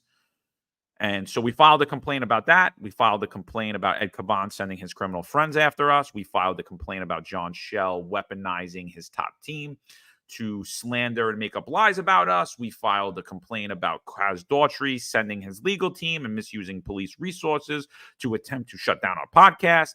We filed a complaint about numerous other things. So I said, all of it involves the upper echelon of the NYPD. What the Internal Affairs Bureau is going to do is work day and night to disprove our claims. They're going to work day and night to disprove our claims and protect the New York City Police Department, to protect dirty cops. So we're completely in uncharted territory here, folks. When we filed that complaint, that was uncharted territory. I said, well, let's do this. Let's document this for history. I don't think it's going anywhere. I don't think anyone's getting in trouble. I don't think it matters any that we had an active NYPD supervisor threatening our lives and our children. I don't think anything's ever going to come out of any of that. But let's document it. We'll foil it all later on. Maybe we'll write a book and we'll tell everybody about it. We'll watch. Until today, by the way, if you're listening to this, whatever the fuck your name is too, the sergeant that's investigating the case, we're talking about you too. You're a dirty cop too, my friend. You're corrupt too, my friend. All right? So I don't give a fuck who you know that I know, or who you worked with that I know. You're hiding the identity of people. You're working day and night to disprove things with irrefutable evidence that we gave you. And again, we're going to say we called you for a case update last night and you didn't have anything to say to us, nor did you call us back, even though you were in the office and you hid like a little girl and told everybody, oh, no, just tell them I'm not here, right? And you didn't call us back and you haven't told us one fucking thing about anything that's happened. You're a dirty cop too, my friend. So the bottom line is this. We still want to know We want to know immediately. And I'm waiting for this case to be closed because we know it's going nowhere. So it's been months and months and months. We've had our lives threatened, our children's life threatened by the New York City Police Department, sanctioned by the New York City Police Department. Numerous cops misusing their authority, their positions. New York City taxpayers have spent money to shut this podcast down. You've done absolutely nothing about it. Watched it the whole time, transcribed this whole time. So I'm just looking forward to when the case closed because I'm going to hone in on a few things. Which one of the allegations we made is omitted? Which one of the subjects that we allege, and we allege all of them are subjects in this case, every single person that got hit and then some. We want to know which one of those were admitted. And then I'm going to hone in on the investigative steps that you didn't take and you omitted. And again, maybe you'll retire with your full pensions, all of you. Maybe you'll even be lauded at heritage celebrations and all of these other things. But the truth will come out eventually. You're all dirty cops, and you're all covering for dirty cops. Absolutely true. Don't pretend, and you know exactly who I'm talking about. The sergeant that's leading this investigation. You are a dirty cop. Absolutely. You know, at first, what do we hear, John? Again, the same syndrome that has infected the entire police department. We heard about this particular sergeant that's running our case, our investigation for internal affairs. John, what do we hear through anonymous sources? Because we won't reveal the sources. He's a nice guy. He's a good guy. That's what we heard. Again, the same syndrome that has affected the entire upper echelon of the police department is the same thing that affects internal affairs. So I'm saying that the sergeant that's leading our investigation is a dirty cop, and who's also dirty? His commanding officer, who has not properly made sure that this is a thorough and a proper investigation. This investigation has been completely narrowed into a specific direction. In the direction that they're doing right now, and I'm confident of it, is that they're actually trying to find something on John and myself to detract and deflect from this investigation. Our investigation could have not been thorough and more detailed. Now, my cops, if you're on this right now, that used to work for me, you know I used to take pride in my paperwork. I was a history major in college, and I made sure that everything was detailed and documented properly. And John is the same way, very meticulous. And the information that we provided, we said would not be done through phone call. It would be done by email because we were not confident in the communication with the Internal Affairs Bureau. And that was exactly came to fruition. We had very minimal conversations on the phone, made sure everything was documented. Our investigation, the allegations that we made could have not been more detailed. And this sergeant either was pretending pretending that he could not understand the details of the investigation, or was intentionally acting like an idiot, because numerous times he had to he omitted information, could not understand the investigation properly, was purposely causing it to be a debacle. So at this point, I find it hard to believe that he's not aware that I contacted his cell phone, and I contacted the office, and I spoke to someone else in the office who said he would get back to me, and he never got back to me. He was probably busy on the live, along with the commanding officer of internal affairs. I'm sure the other ranking people of the internal affairs were probably watching this podcast. They were probably live with everybody else watching it. So again, I don't trust internal affairs anymore. They're corrupted also. How can you not do a proper investigation? We detailed those allegations out. And no matter what, there is some unhinged person out there right now. To me, they were never a cop, and I don't care what rank they are, that threatened the lives of John and myself and our children. And it was a real low blow. John and I were pretty tolerant. This probably never would have made it to internal affairs if you didn't threaten our children. But that crossed the line. Because at some point we said we have a duty, right, to stand up. We took an oath and to make sure that people are safe and fellow cops are safe. And if you're willing to threaten our children, you don't deserve to walk around with a badge or a gun. You're a threat to yourself. You're a threat to every cop, and you're a threat to the public. So you know what? I agree with you, John. Dirty cop. I don't trust anything that they're doing. This is just a history case because this case is going nowhere. Again, just shows you that the Internal Affairs Bureau should be outsourced, It should be an independent watchdog in opposition to the Civilian Complaint Review Board. And I say that the feds need to take over now, including the Internal Affairs Bureau, and they need to take a look at the allegations that we made, which include the police commissioner, which includes upper echelon of the police department, and we will not back down. I'm sure I would not be surprised if there's threats and detailed information in these phones about John and myself, because a lot of information that we've heard, credible information, leads to that source. Again, we will not back down ever. So let's get into this article. There's 1,297 people in here. For those of you that just joined us, we're talking about the updates to Ed Caban, the NYPD police commissioner's home being raided.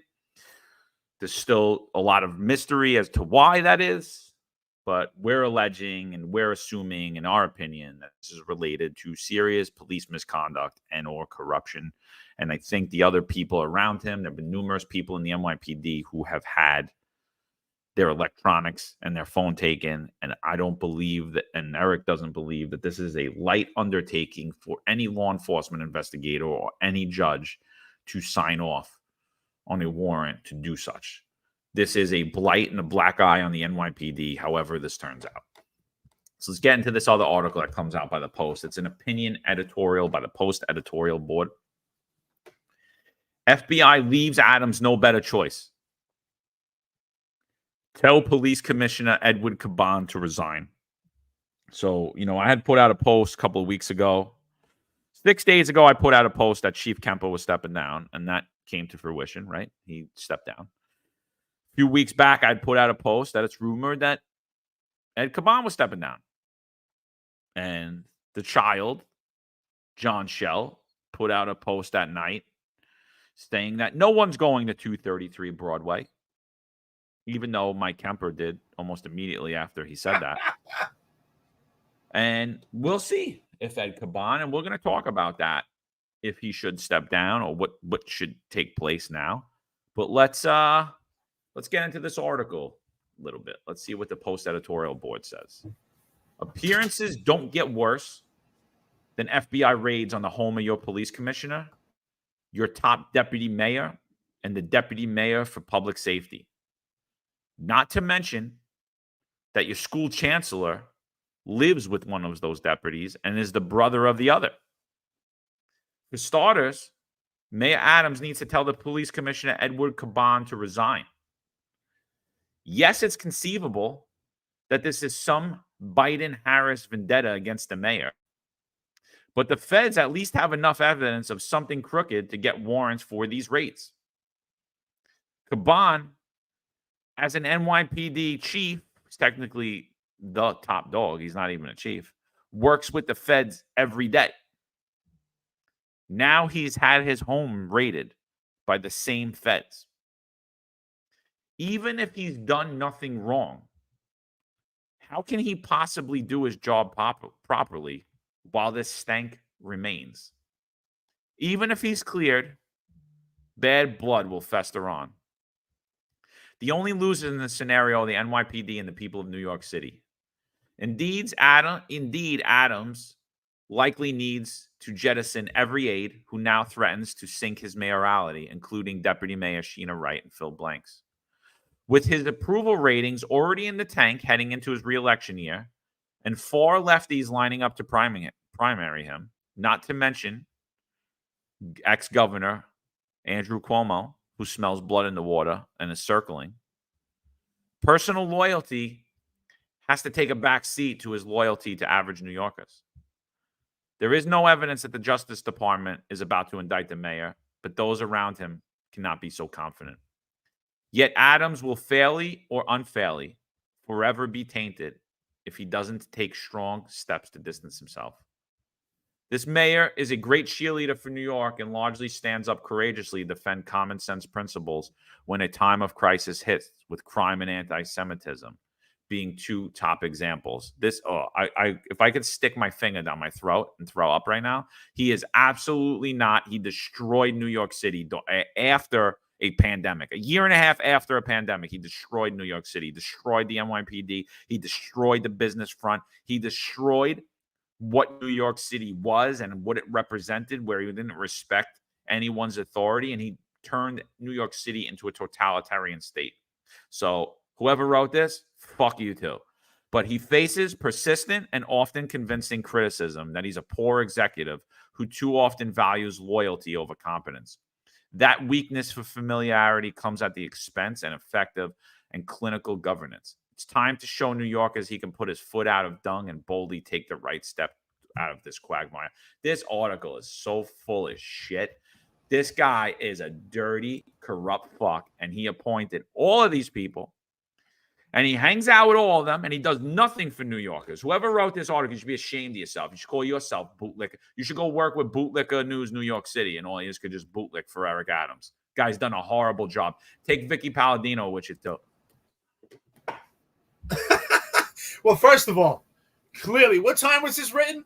This was written. This was today or last night? This was last night, right? What time is it? I don't know, but I'm sorry I even read it. It's turned my phone. Well, first of all, it's a waste of time. But I can tell you what, Fucking, because I'm looking at the time. I think this was after the podcast. Clearly, they got the information for the podcast because he referenced exactly what we talk about, the theme of this administration, that even if there's no guilt on his part, right? Because we'll still say you're innocent until proven guilty, even though we know the FBI is not going to probe your home unless they have substantial evidence of probable cause. Even with that, the appearance of impropriety, the stain that they have on them, they're absolutely that. They're tainted. He no longer could be in the position of police commissioner. He wasn't before. He's so insignificant. So he should resign immediately while this probe is going on. Absolutely. But again, I'll say it doesn't matter. The entire police department is infected by appearance of impropriety at this point. And it's useless. That is a horrible article. You just, honestly, not your fault. Wasted of time by reading that article. Absolutely ridiculous by trying to compliment Eric Adams, who has, I can't think of a single accomplishment, and I'm not saying it because I don't like him personally. I can't think of a single accomplishment that Mayor Eric Adams has that's been impactful on New York City for the teachers, for the fire department, for sanitation, especially the NYPD. Patrick Donahue, thank you, brother. Donates $19.99 to the podcast. Like and subscribe. We're still going here. How many people we got right now? We got 1,325 people in here. Appreciate all of you. Let's keep it going. Sean McCabe, I don't know you, my friend, listener and friend to the podcast. Thank you so much for listening. Worst thing about Resorts World Casino was Tim Pearson. He donated $10 to the podcast. Had the goal to say, I don't know much about security because I was never a cop. 2 tours to Iraq in the Army apparently doesn't compare. I salute you, brother. Thank you so much for your service. I served in Iraq also, so I understand. I know what it's like to serve a tour in Iraq, and I can tell you, you learn a lot about security there, and you stand solo post in some locations, which I know because I did. So thank you so much for your service. I absolutely appreciate it. Let's keep going, brother. Do you have an article that actually makes sense? Because that just wasted our time, our friends and listeners, with that bullshit nonsense regurgitated. I can't believe that he complimented him. I mean, was that? Did a police officer write that? One of these. It was a complete turn. It must have been. It was probably Shell. It was probably Shell. He's like, I can get in the. I could become the police commissioner now. John, how's your ankle doing, buddy? All right, lose a little weight, so yeah, it'll be less. But I'll tell you what, John, have you noticed? And this is what I'm trying to tell our listeners: is that the fake monikers that they have, they're used by several people of the NYPD, because clearly you can see whoever Juju is, John or Kaz, it's a different person who's behind Juju today, different personality. They haven't been involved much. They must be busy running around grabbing coffee for Kaz. But clearly it's a different person that's under the handle today. So Patrick Jordan, actual chief for Los Angeles County Sheriff's Department, I think the 6th largest municipal police department in the world, now retired, helms the podcast Briefing with the Chief. Me and Eric had the pleasure and honor to be on that show. He says if this corruption is as bad as it sounds, they will look for an outsider to lead the NYPD. So as much as that article sucked, it brings up a good point. Should NYPD Police Commissioner Edward Caban resign? What do you think, Eric? Should he resign? And do you agree with the chief that they will look for an outsider to lead the NYPD? I'm going to grab a cup of coffee, but I can hear you. Let everybody know what you think. Hold on. Be careful grabbing that cup of coffee because it may lead to corruption. That's what we learned in the police department. So on your way back, don't do anything corrupt. But I can tell you absolutely, Patrick Jordan, my brother, former chief, gentleman. We met him on his podcast. Real gentleman. Check him out, Briefing with the Chief Real likable guy. I love his disposition and the manner that he presents things. Patrick, you're listening right now. Thank you so much. Well, John and I both said it, right? We both agree that the FBI has to step in at this point. I think that at this point that we have an extreme problem with the entire upper echelon of the police department, and I don't think that we could actually appoint anyone at this time. I think the feds have to take over at this point. Clearly, we have to make sure that we clean house before we actually put someone in position. And I do think at this point, when we get to that point, I think the feds have to take over at this point. We have to clean house. We need to clean the infection, cut out the disease that's been in this police department right now. And then at that point, we can outsource someone, and we're going to have to appoint someone from the outside to lead the police department. And this is going to take years to get the stain off the police department. So that's where I agree with Patrick Jordan, former chief of Los Angeles, a great guy, absolutely. John, I don't know if you were able to hear that. If you, I heard it. Oh, I just want to make sure on your way to getting a cup of coffee on the way back. Did you stop at Casa Fritos? I got it from my nice Republic of New York Party Department cup. If any guys want it, we links below. Party Department. We also got the infamous Finest Unfiltered podcast, New York's Finest Retired Unfiltered podcast logo on it. Did you stop at Casa Fritos on the way back from your cup of coffee? I didn't, but I would like to. I think we all. I was thinking about buying it so that we could make it a podcast studio. But. That would be pretty good. So, all right. So, should Ed Caban step down? I don't think he should step down. I think he should be removed immediately. I think he shouldn't even have the option to step down. I think a lot of other people should immediately be removed from power. Unfortunately, and I'm not for a federalized police department, but I think at this point it should fall under federal receivership. And I think we outlined all of the problems, how easy it is for the NYPD to be corruption prone when it's tied to politically appointed appointees. So if you have a corrupt mayor, you have a corrupt police department. If you have a corrupt system, you have a corrupt police department. If you have a corrupt police commission, you have a corrupt police department. If you have a corrupt chief of department, you have a corrupt police department, right? So easy for one person. And I think it really calls for, and Marlon had said it here, I think the department needs to become a sheriff's office at this point in its structure. And I'm going to say, I don't know that necessarily in its structure, Marlon, but I think it needs to come to the point of that this sheriff should be elected. Not like the also low integrity, who I won't be shocked if they hit his door too as well, Anthony Miranda, the inventor. Oh, I'm sorry, not the inventor, but the pusher of the invisible mask. Yeah, while he was shutting down businesses for violating COVID rules or selling legal marijuana, he ignores other businesses. He actually helped invent this mask that you just put in your pocket and it was invisible so that he himself could flout all the COVID rules and all of his friends, and he could profit at the same time of it. And that's who Eric Adams appointed. So New York Post, when you put that article out there and you say these things about Eric Adams, you make me want to throw up. It's absolutely disgusting. So I think 100% the structure of the New York City Police Department should change. It should be an elected sheriff. And then he has the ability to appoint. And then in that case, there should be strongholds on the people of New York City that if at any time there is corruption happening, there should be processes to go after the sheriff federally or at the state level. The problem is we have Letitia James, who herself may become embroiled in this whole scandal in the near future. And I think what you're going to see is a lot of this is going to tie in also into Governor Kathy Hochul. I don't think this just ends with the New York City Police Department. I think what we're seeing is not only is the New York City Police Department from the top systemically corrupt, but I'm thinking the whole of New York State is systemically corrupt. I think Marlon brings up a great point. And, the sheriff's office in New York City Police Department, in New York City, plays a much different role than the sheriffs in counties across this country. And the reason is because the politics and the municipality breakdown of New York City is far different than most places in this country, right? So we have Patrick Jordan here from LA. And we can look at LA in comparison to New York. So in LA, Los Angeles County is a huge county. The city of Los Angeles is just a small piece of the map, part of Los Angeles County. But it's numerous cities, numerous municipalities that make up the county of Los Angeles, right? And each city has their own incorporated police department, and then the sheriff's department encompasses the entire county. And the sheriff's department is at the top of the hierarchy for that county. So, but when you look at the comparison, right, the New York City Police Department is much different when it comes to politics, because we have 5 boroughs, and each borough is its own county. So we have 5 counties that make up a city. And that's why we see different local government in the way we have the police department run in New York in comparison to LA.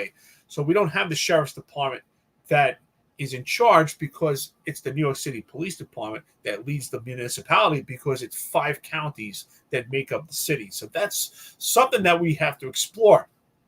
Now, I might get some backlash, and because of that, I had said years ago, and it might be something to explore now. We evolve. I said years ago, I think it might be less corruption and better control if each county, each borough had its own police department. If it was Staten Island Police Department, if it was Brooklyn Police Department, Bronx, it might be something better and actually have better leadership and a better oversight with the police department. And then the sheriff's office can, in each county, can have their own elected official from that county. And it may apply better to, because each county, each borough in New York City does operate differently. And we see it also with the district attorney's office, right? Each district attorney's office operates much differently, right? The district attorney's office in Bronx operates differently than Staten Island. Staten Island operates different than Queens. We all know it. Active members of the police department and retired from the NYPD are listening right now saying, oh, you know, that's something I never thought about, right? Because if you have an arrest and you're a police officer in Queens, the process is much different than in Staten Island and in Brooklyn. So I think it's something that we need to explore, because the politics in New York are far different than most counties throughout this country. Well, I'll tell you, if they do that, I'm running for sheriff of Richmond County Police Department. And Staten Island, I will make Staten Island great again. I'll take the Bronx. So Pat Donahue, shout out for donating $19.99 to the channel. Shout out to all the Irish hoodlums on here. We appreciate you guys. Also, big shout out to Sean McCabe. I know, Eric, you read this out already. That Pearson liked to be called Chief when he was at the Resorts World Casino. That's insane. The dudes, they're out of their minds, you know. And the other thing we pointed out about this is, like, they have an obsession with what's the crew that Adams he ran with the 7 Crowns, but then it became the Supreme Team, right? They have an obsession with the Supreme Team and Kenneth McGriff Supreme. And I mean, as far as to the point that Showtime, I believe, did a documentary on the Supreme Team. And guess who's sitting there on the documentary talking about the Supreme Team and glorifying this murderous drug gang that sold crack in the 80s and 90s? Guess who's on there? The illustrious mayor in New York City talking about it. You know, they all have this street flair where it's literally the equivalent of if you put Italian guys and Irish guys on there, and they're glorifying Henry Hill and all these other skelled dirtbags that they put out in Goodfellas. Like, it's literally that's the equivalent of it. That's how far, you know. And it's funny, like, a lot of the guys that come on here and attack us, they always have the Goodfellas thing, and I'm like, these guys glorify these guys. They don't understand these guys were dirtbag losers. They're not heroes in the Italian community. They're not people you should look up to in life. The whole point of the movie Goodfellas was those guys are dirtbags. They're losers. They're rats. You can't trust them. There's no honor amongst thieves. Yeah, but you come on here, Juju and all these other people, whatever the hell your names are, with your little Goodfellas thing, like, you're laughing at us. We're laughing at you. We're laughing at you, because guess what? The first thing that popped in my head when I started seeing all this was the ending of Goodfellas, when he's now I get to live the rest of my life like a schnook, right? That part of it, when he's sitting there, and I'm just like, who is that guy?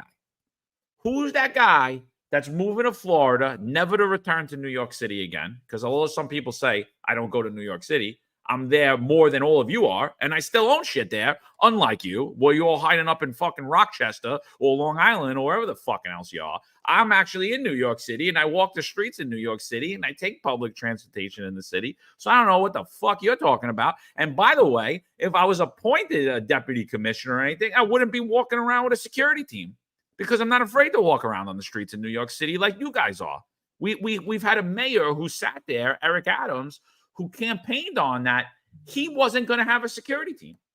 He said that if New York City was safe, the mayor should be out there walking amongst the people because there should be no need. And now he has the largest security detail of any mayor ever.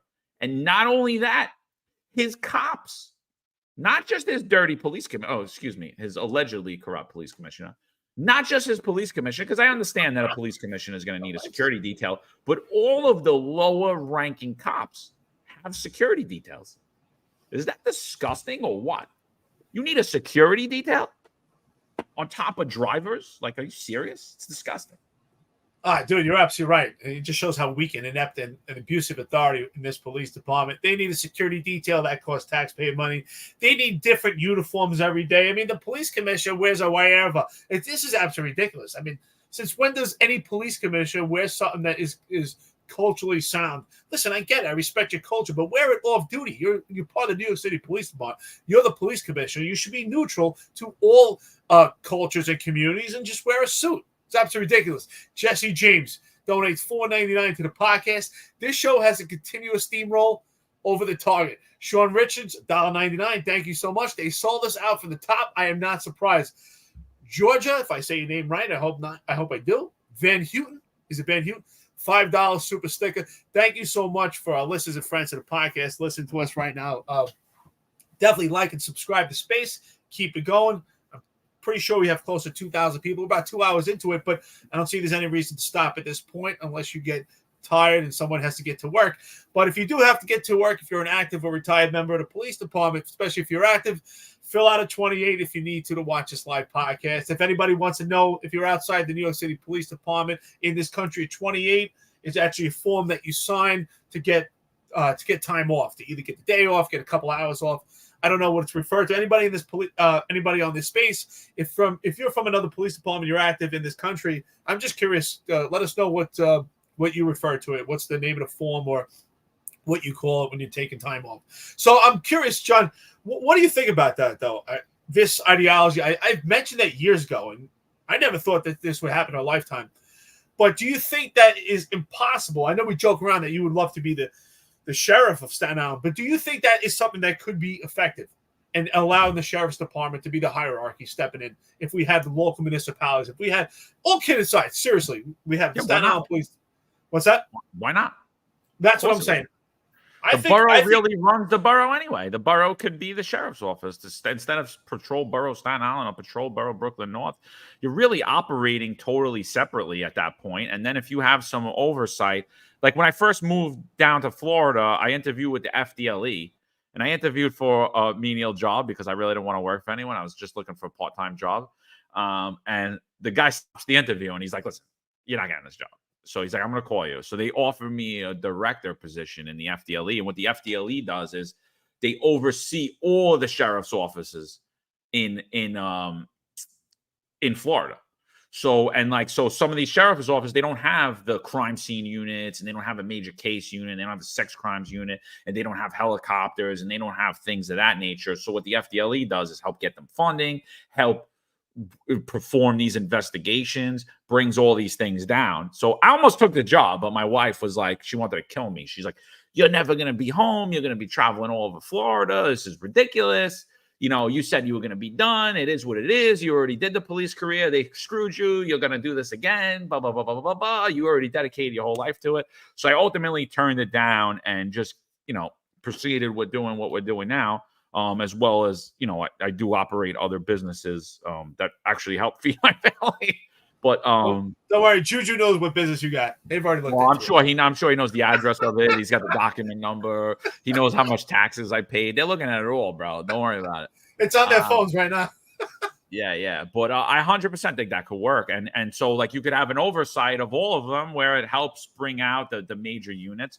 But yeah, it could act totally independently. I mean, the boroughs act totally independently as they do already. And then the CompStat should maybe just have the mayor helmet, right? And then you answer up. But if you're talking about we have elected sheriffs now, I mean, that's a totally different dynamic because they don't traditionally answer to the mayor.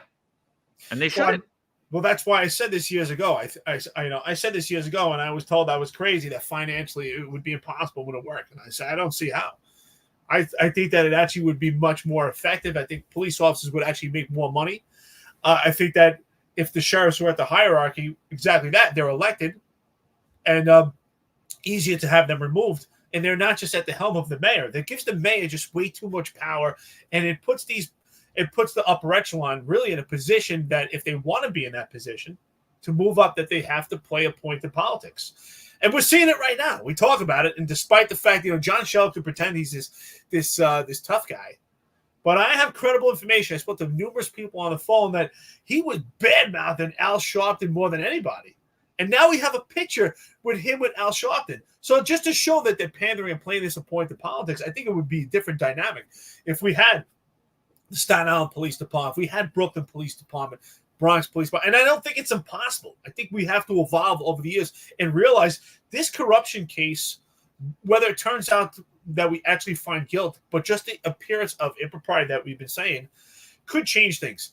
And I read Steve Jobs' book. If anybody has ever, and if anyone ever has an opportunity, please take a look at this book. And what he says is really key. And he says it's more important that you have a good system than good people. It's important to have good people, but you have to have more important is the system has to be in place. Because, John, if you're the police commissioner or I'm the police commissioner and we take off on vacation or something happens, like, there's a probe, and how does the system keep running? Someone else has to be able to be put in that spot, and the system keeps moving.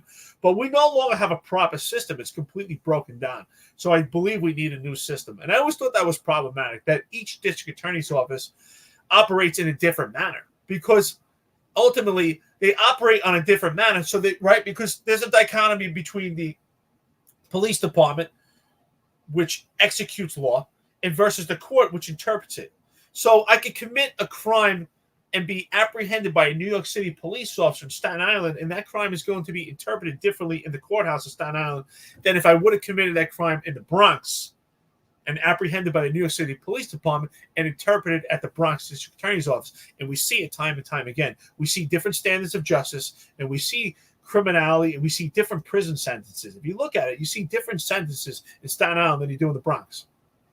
Yeah, I mean, I don't really care about the paperwork differences on the DAs, and I just think, each borough has its own things that they're dealing with. You might have a breakdown of information, as we do see a lot of crossover, but it could definitely work. I mean, the problem in the district attorney's office, and I don't want to completely go off topic, is that there's just zero communication there, and that's something that's a complete failure on the part of the boroughs and a part of actually on the chief of department as well.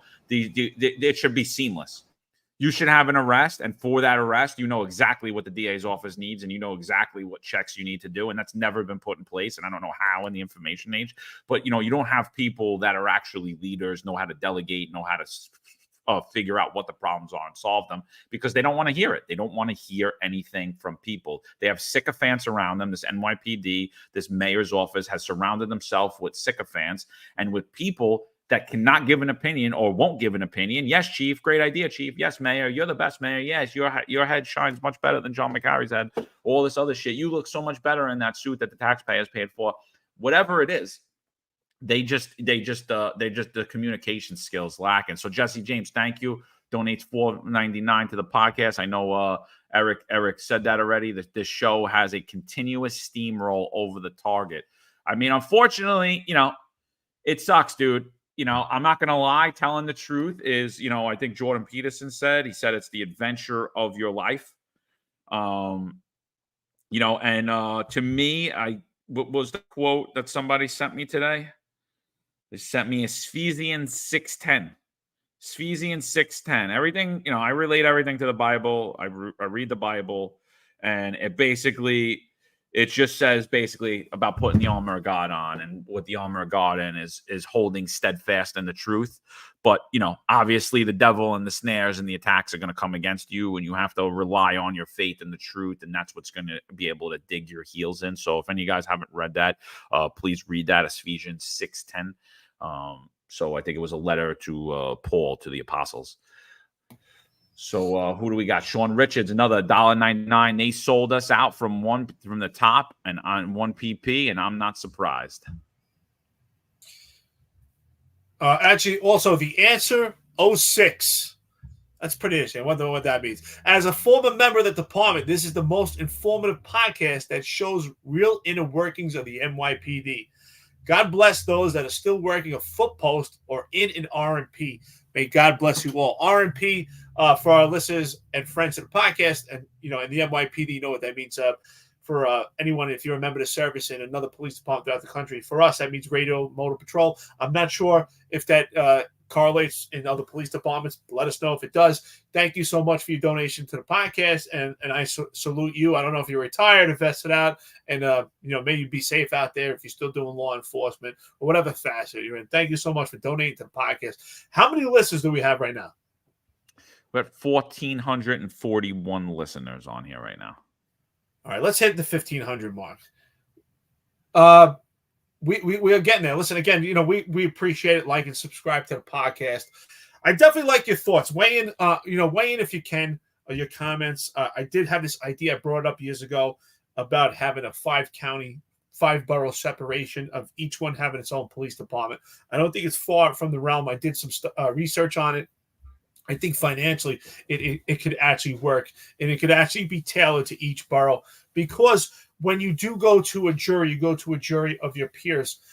So it should be fair. I think the district attorney's office, unfortunately, they operate on a different plane. It affects the police department. So, John, this is another thing I discussed. How do you think the elections should work? And I said that it should be elected also years ago, if we had it on each borough level for elected sheriffs. I mean, honestly, dude, I never even thought about it, and I really don't want to get into it. I mean, everyone's here to listen to about the raid of FBI police commissioner. I never really thought about it. It's something I would have to think about. I think more importantly is, like, how do we alleviate corruption from the NYPD? And there needs to be, obviously, oversight. The police commissioner cannot be the end-all, be-all. This is a black eye on the day of the police department.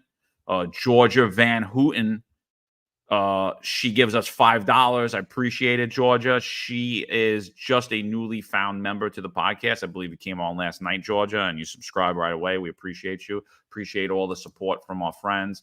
And again, the answer, like Eric said. But yeah, dude, I don't know, man. All I know is that the police commissioner home got raided.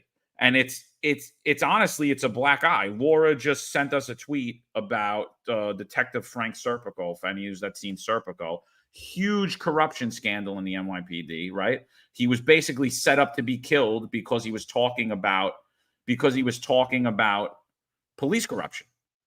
Talking about police corruption, the NYPD was systemically corrupt. There were people robbing and selling drugs.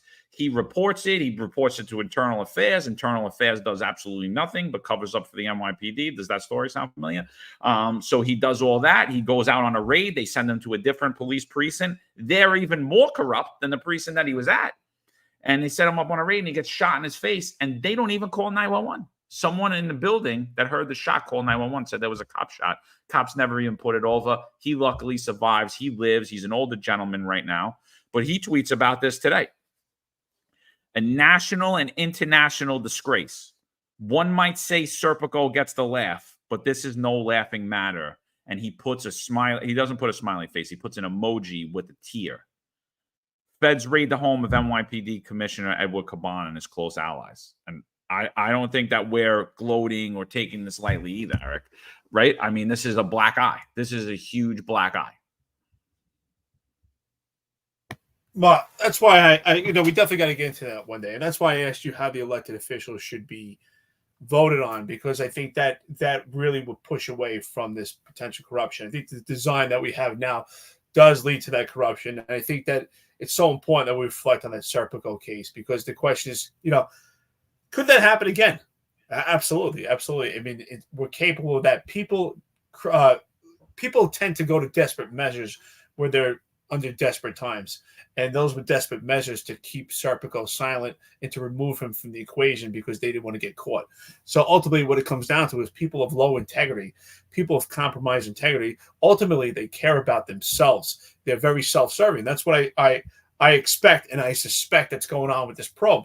I do believe that after this probe, we're going to see others probe, because what's the ultimate goal of making arrest on a local level and also on a federal level? is to garner intelligence and gather information. So the ultimate goal, I would believe, by these probes is to garner information about this level of corruption, what's going on behind the curtain, to find out more information and who else may be involved in whatever they're involved in. And you keep using this word, and I think that is something we have to keep, our stamp on. It's a black eye. It's a black eye, and I think that's ultimately we have to understand. It's a black eye that what Serpico said in that tweet, not just nationally, internationally. I think that's key. And I think Serpico himself actually lives outside this country.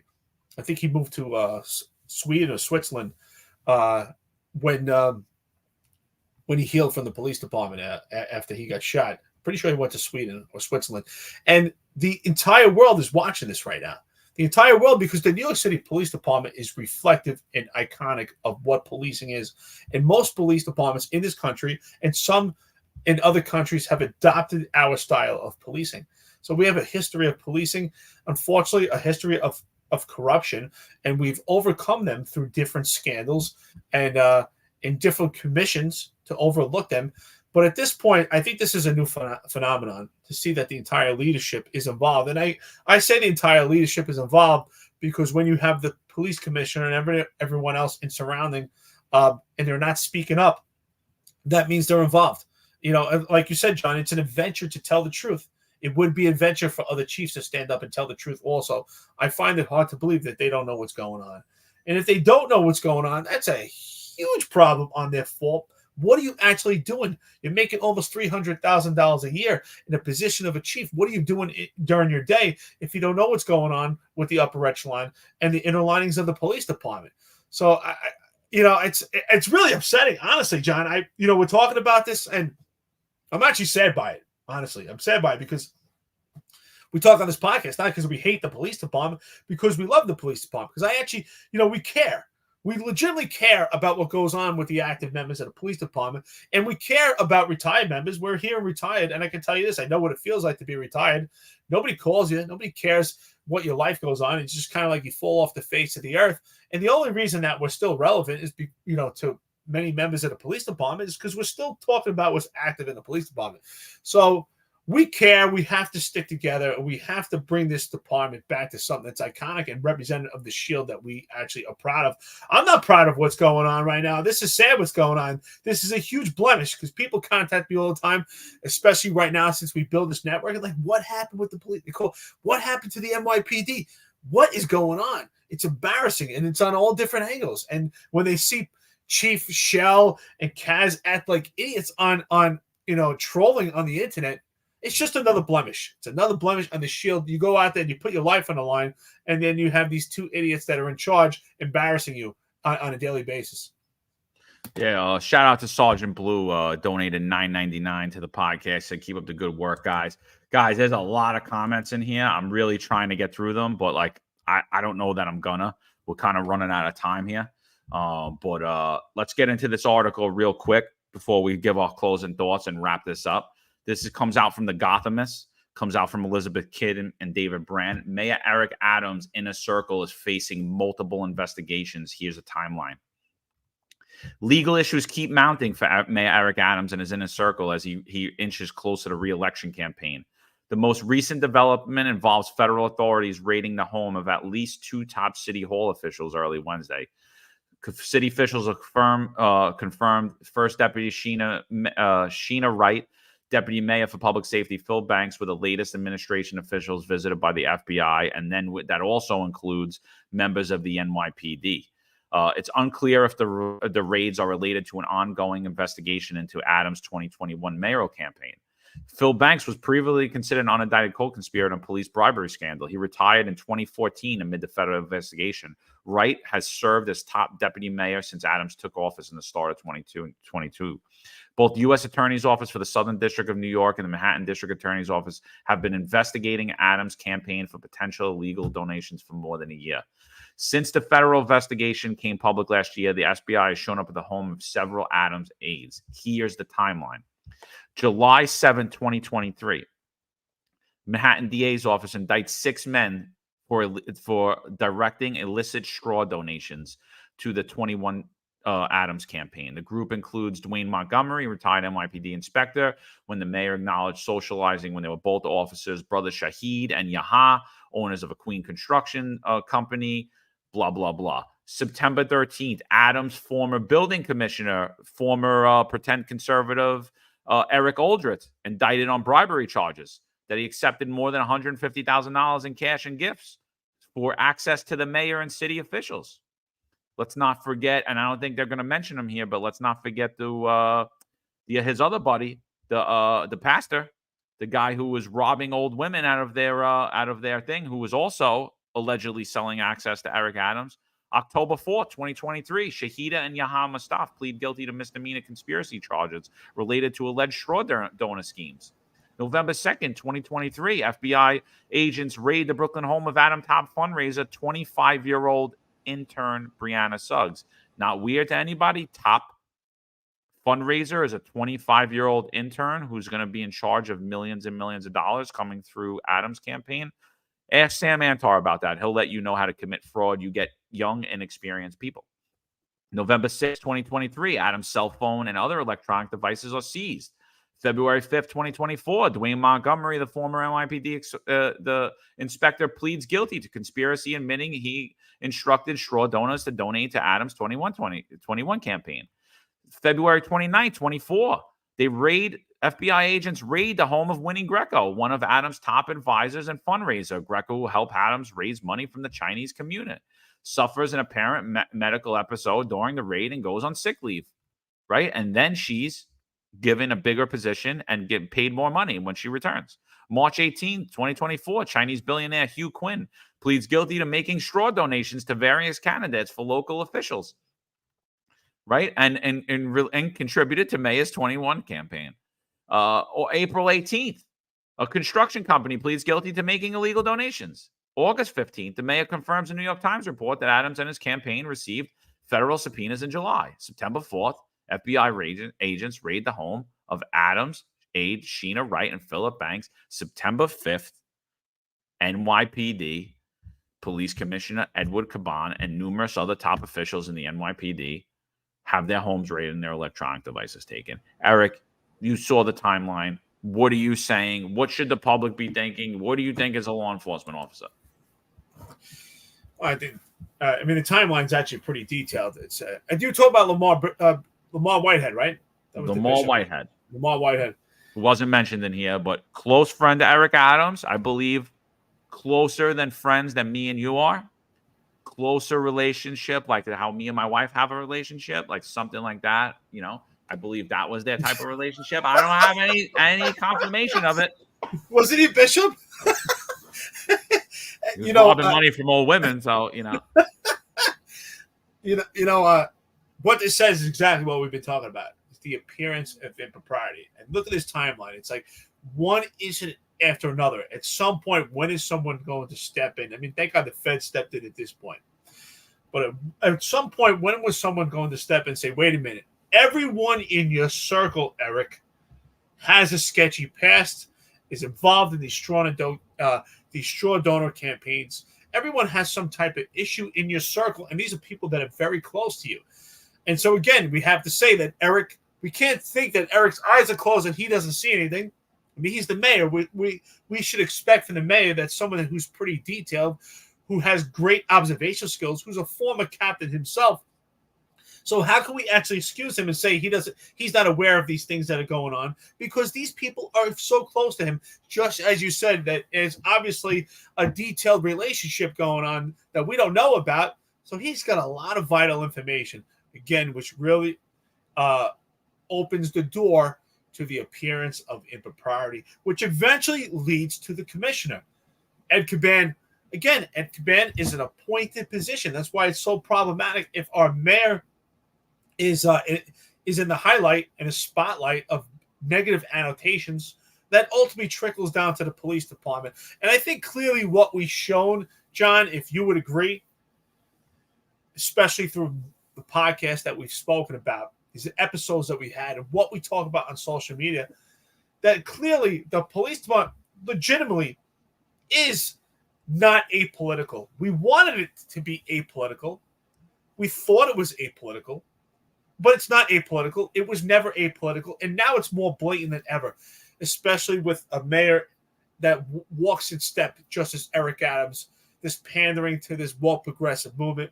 And this appearance of impropriety has shown that Ed Caban and also the entire chiefs of the police department are moving in the same step. And I think we have a huge problem. I think if we do not change the system now, this is going to be a problem for decades to come. And this is an infection. We may not be able to cut it all out. There are things going on within this police department that have been affected and the byproduct of this administration. I mean, John, honestly, you and I talk about it. We speak to anonymous sources, and we speak to many cops who tell us about the unprofessionalism that they see going on in the police department. And there's no coincidence that this is happening. It's bred through the police department. It's part of the nice guy syndrome. I think we identified that. We have the appearance of impropriety, and it's just infectious. It's trickled throughout the police department. And I hope we could get to a point that it's cut out. But I do think that if it's not immediately addressed right now, this is a problem for years to come. 100%. Joe Mango said he got his Finest Unfiltered shirt. Joe, thank you. Somebody asked if we have stickers for the car. I don't want anybody getting a shot popped at them. A couple of shots popped at them. You know, as much love as we get in New York City, we got a lot of haters. So, I got an awesome desk mat. I'll take it for you. The mat I love. It's like the size of my whole desk. Got a big logo. You could put your mouse on it if you got to move around. Real cool. We got a couple of cool things. The links are in the bio. We'll get more. We've just been really focusing on building out the content and building out the structure more than selling merchandise. Listen, we're here to talk shit. We're just two lieutenants talking shit. But yeah, Eric, you know, I never knew. I said this before. You said this before. I mean, we were young and dumb when we came on the police department. I didn't realize how politically motivated the NYPD was. I think it was always politically motivated. I think under the structure that we talk about, it's always going to be politically motivated. Unfortunately, it's not an apolitical organization. But when do you cross the line from following politics to breaking the law? That's my thing. I have no problem with you buttoning up with a mayor or keeping silent about his policies or anything like that. But when it comes to illegal actions, that's the part that I'm saying where the politics becomes a huge problem. It becomes a huge problem at that point, you know, and that's what we're seeing now. Listen, it's 10:30. We definitely got another engagement. So why don't we give our final thoughts and get out of here? Absolutely. No, I didn't even realize it's 10:30 already. Well, maybe because it's 7:30 for me. Anyway, yeah, absolutely. We're going to wrap this up. I want to thank, most importantly, honestly, we couldn't get our message out and have these conversations if it wasn't for our friends that listen to the podcast. I can't thank you enough for weighing in. Your comments, your thoughts, your opinions are very important. That's what we want to show in this podcast, that your opinions are important. All our opinions are important. Let's have these tough conversations. Have conversations with other people. And you know, don't be shy to disagree and agree, or disagree to agree, or vice versa. Have those real conversations. And if someone can't take it, you know what? That's someone you shouldn't have future conversations with. Thank you so much. There's a black eye in the police department. I do think that we can come back to this, but it has to be, the finger has to be on the pulse right now as we speak. John, as always, thank you, brother. Stay tuned. We'll be back. It's Friday, right? So we'll be back Monday, of course, you know, unless anything changes. You know, if there's an emergency podcast, who knows what goes on with the police department. But tentatively, we'll be back 8:05 Eastern time, 5:05 in the morning on the West Coast. Thank you, everyone. Yeah, guys, thank you very much. The 1,540 people will be back at you live. Today's Friday, Eric? Today's Friday. Yeah, it's good being retired, right? Yeah, I don't even know what day it is anymore. We'll be back at you Monday live at 8:05. Monday morning live at 8:05. Tune in. We'll update you whatever happened on the weekend. Appreciate all you guys. Listen, sorry for all the comments that I couldn't get to. There are a lot. Appreciate all the people that donated to the channel. You know, we always talk about it. This is a politically created crisis going on. Make sure you're supporting good candidates. Check out our friend Tom Sullivan. We'll be back at you Monday live 8:05. Thank you everybody for weighing in. We can't thank you guys enough. Let's keep it rocking.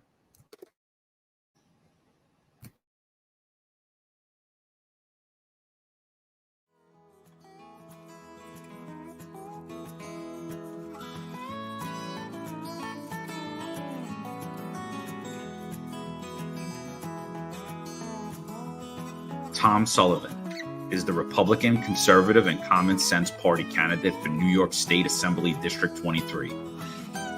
Tom is a financial professional who served simultaneously in the United States Army Reserve for 30 years and has now retired.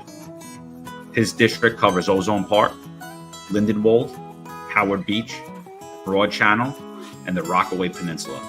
Come November, I would empower our law enforcement agencies to go out there and do their job and not put them or their families or their pensions at risk for doing their jobs. We need drastic change in Albany so that we have a say in this matter, and they realize people of New York State will hold them accountable.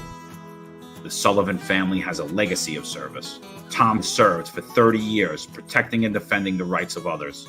Come this November, he has earned your support. This advertisement's paid for by the Friends of Tom Sullivan. There's a handful of retired officers that don't live in the state that have a lot to say about the dream team, as I like to call it. All of a sudden they retire and have a master plan on how to fight crime, but nothing to contribute when they were here. They want to come back and be part of the dream team. What can I say? Law enforcement professionals dedicate their lives to serving and protecting our community. But who's protecting their financial futures? That's where Laidlaw Blue comes in.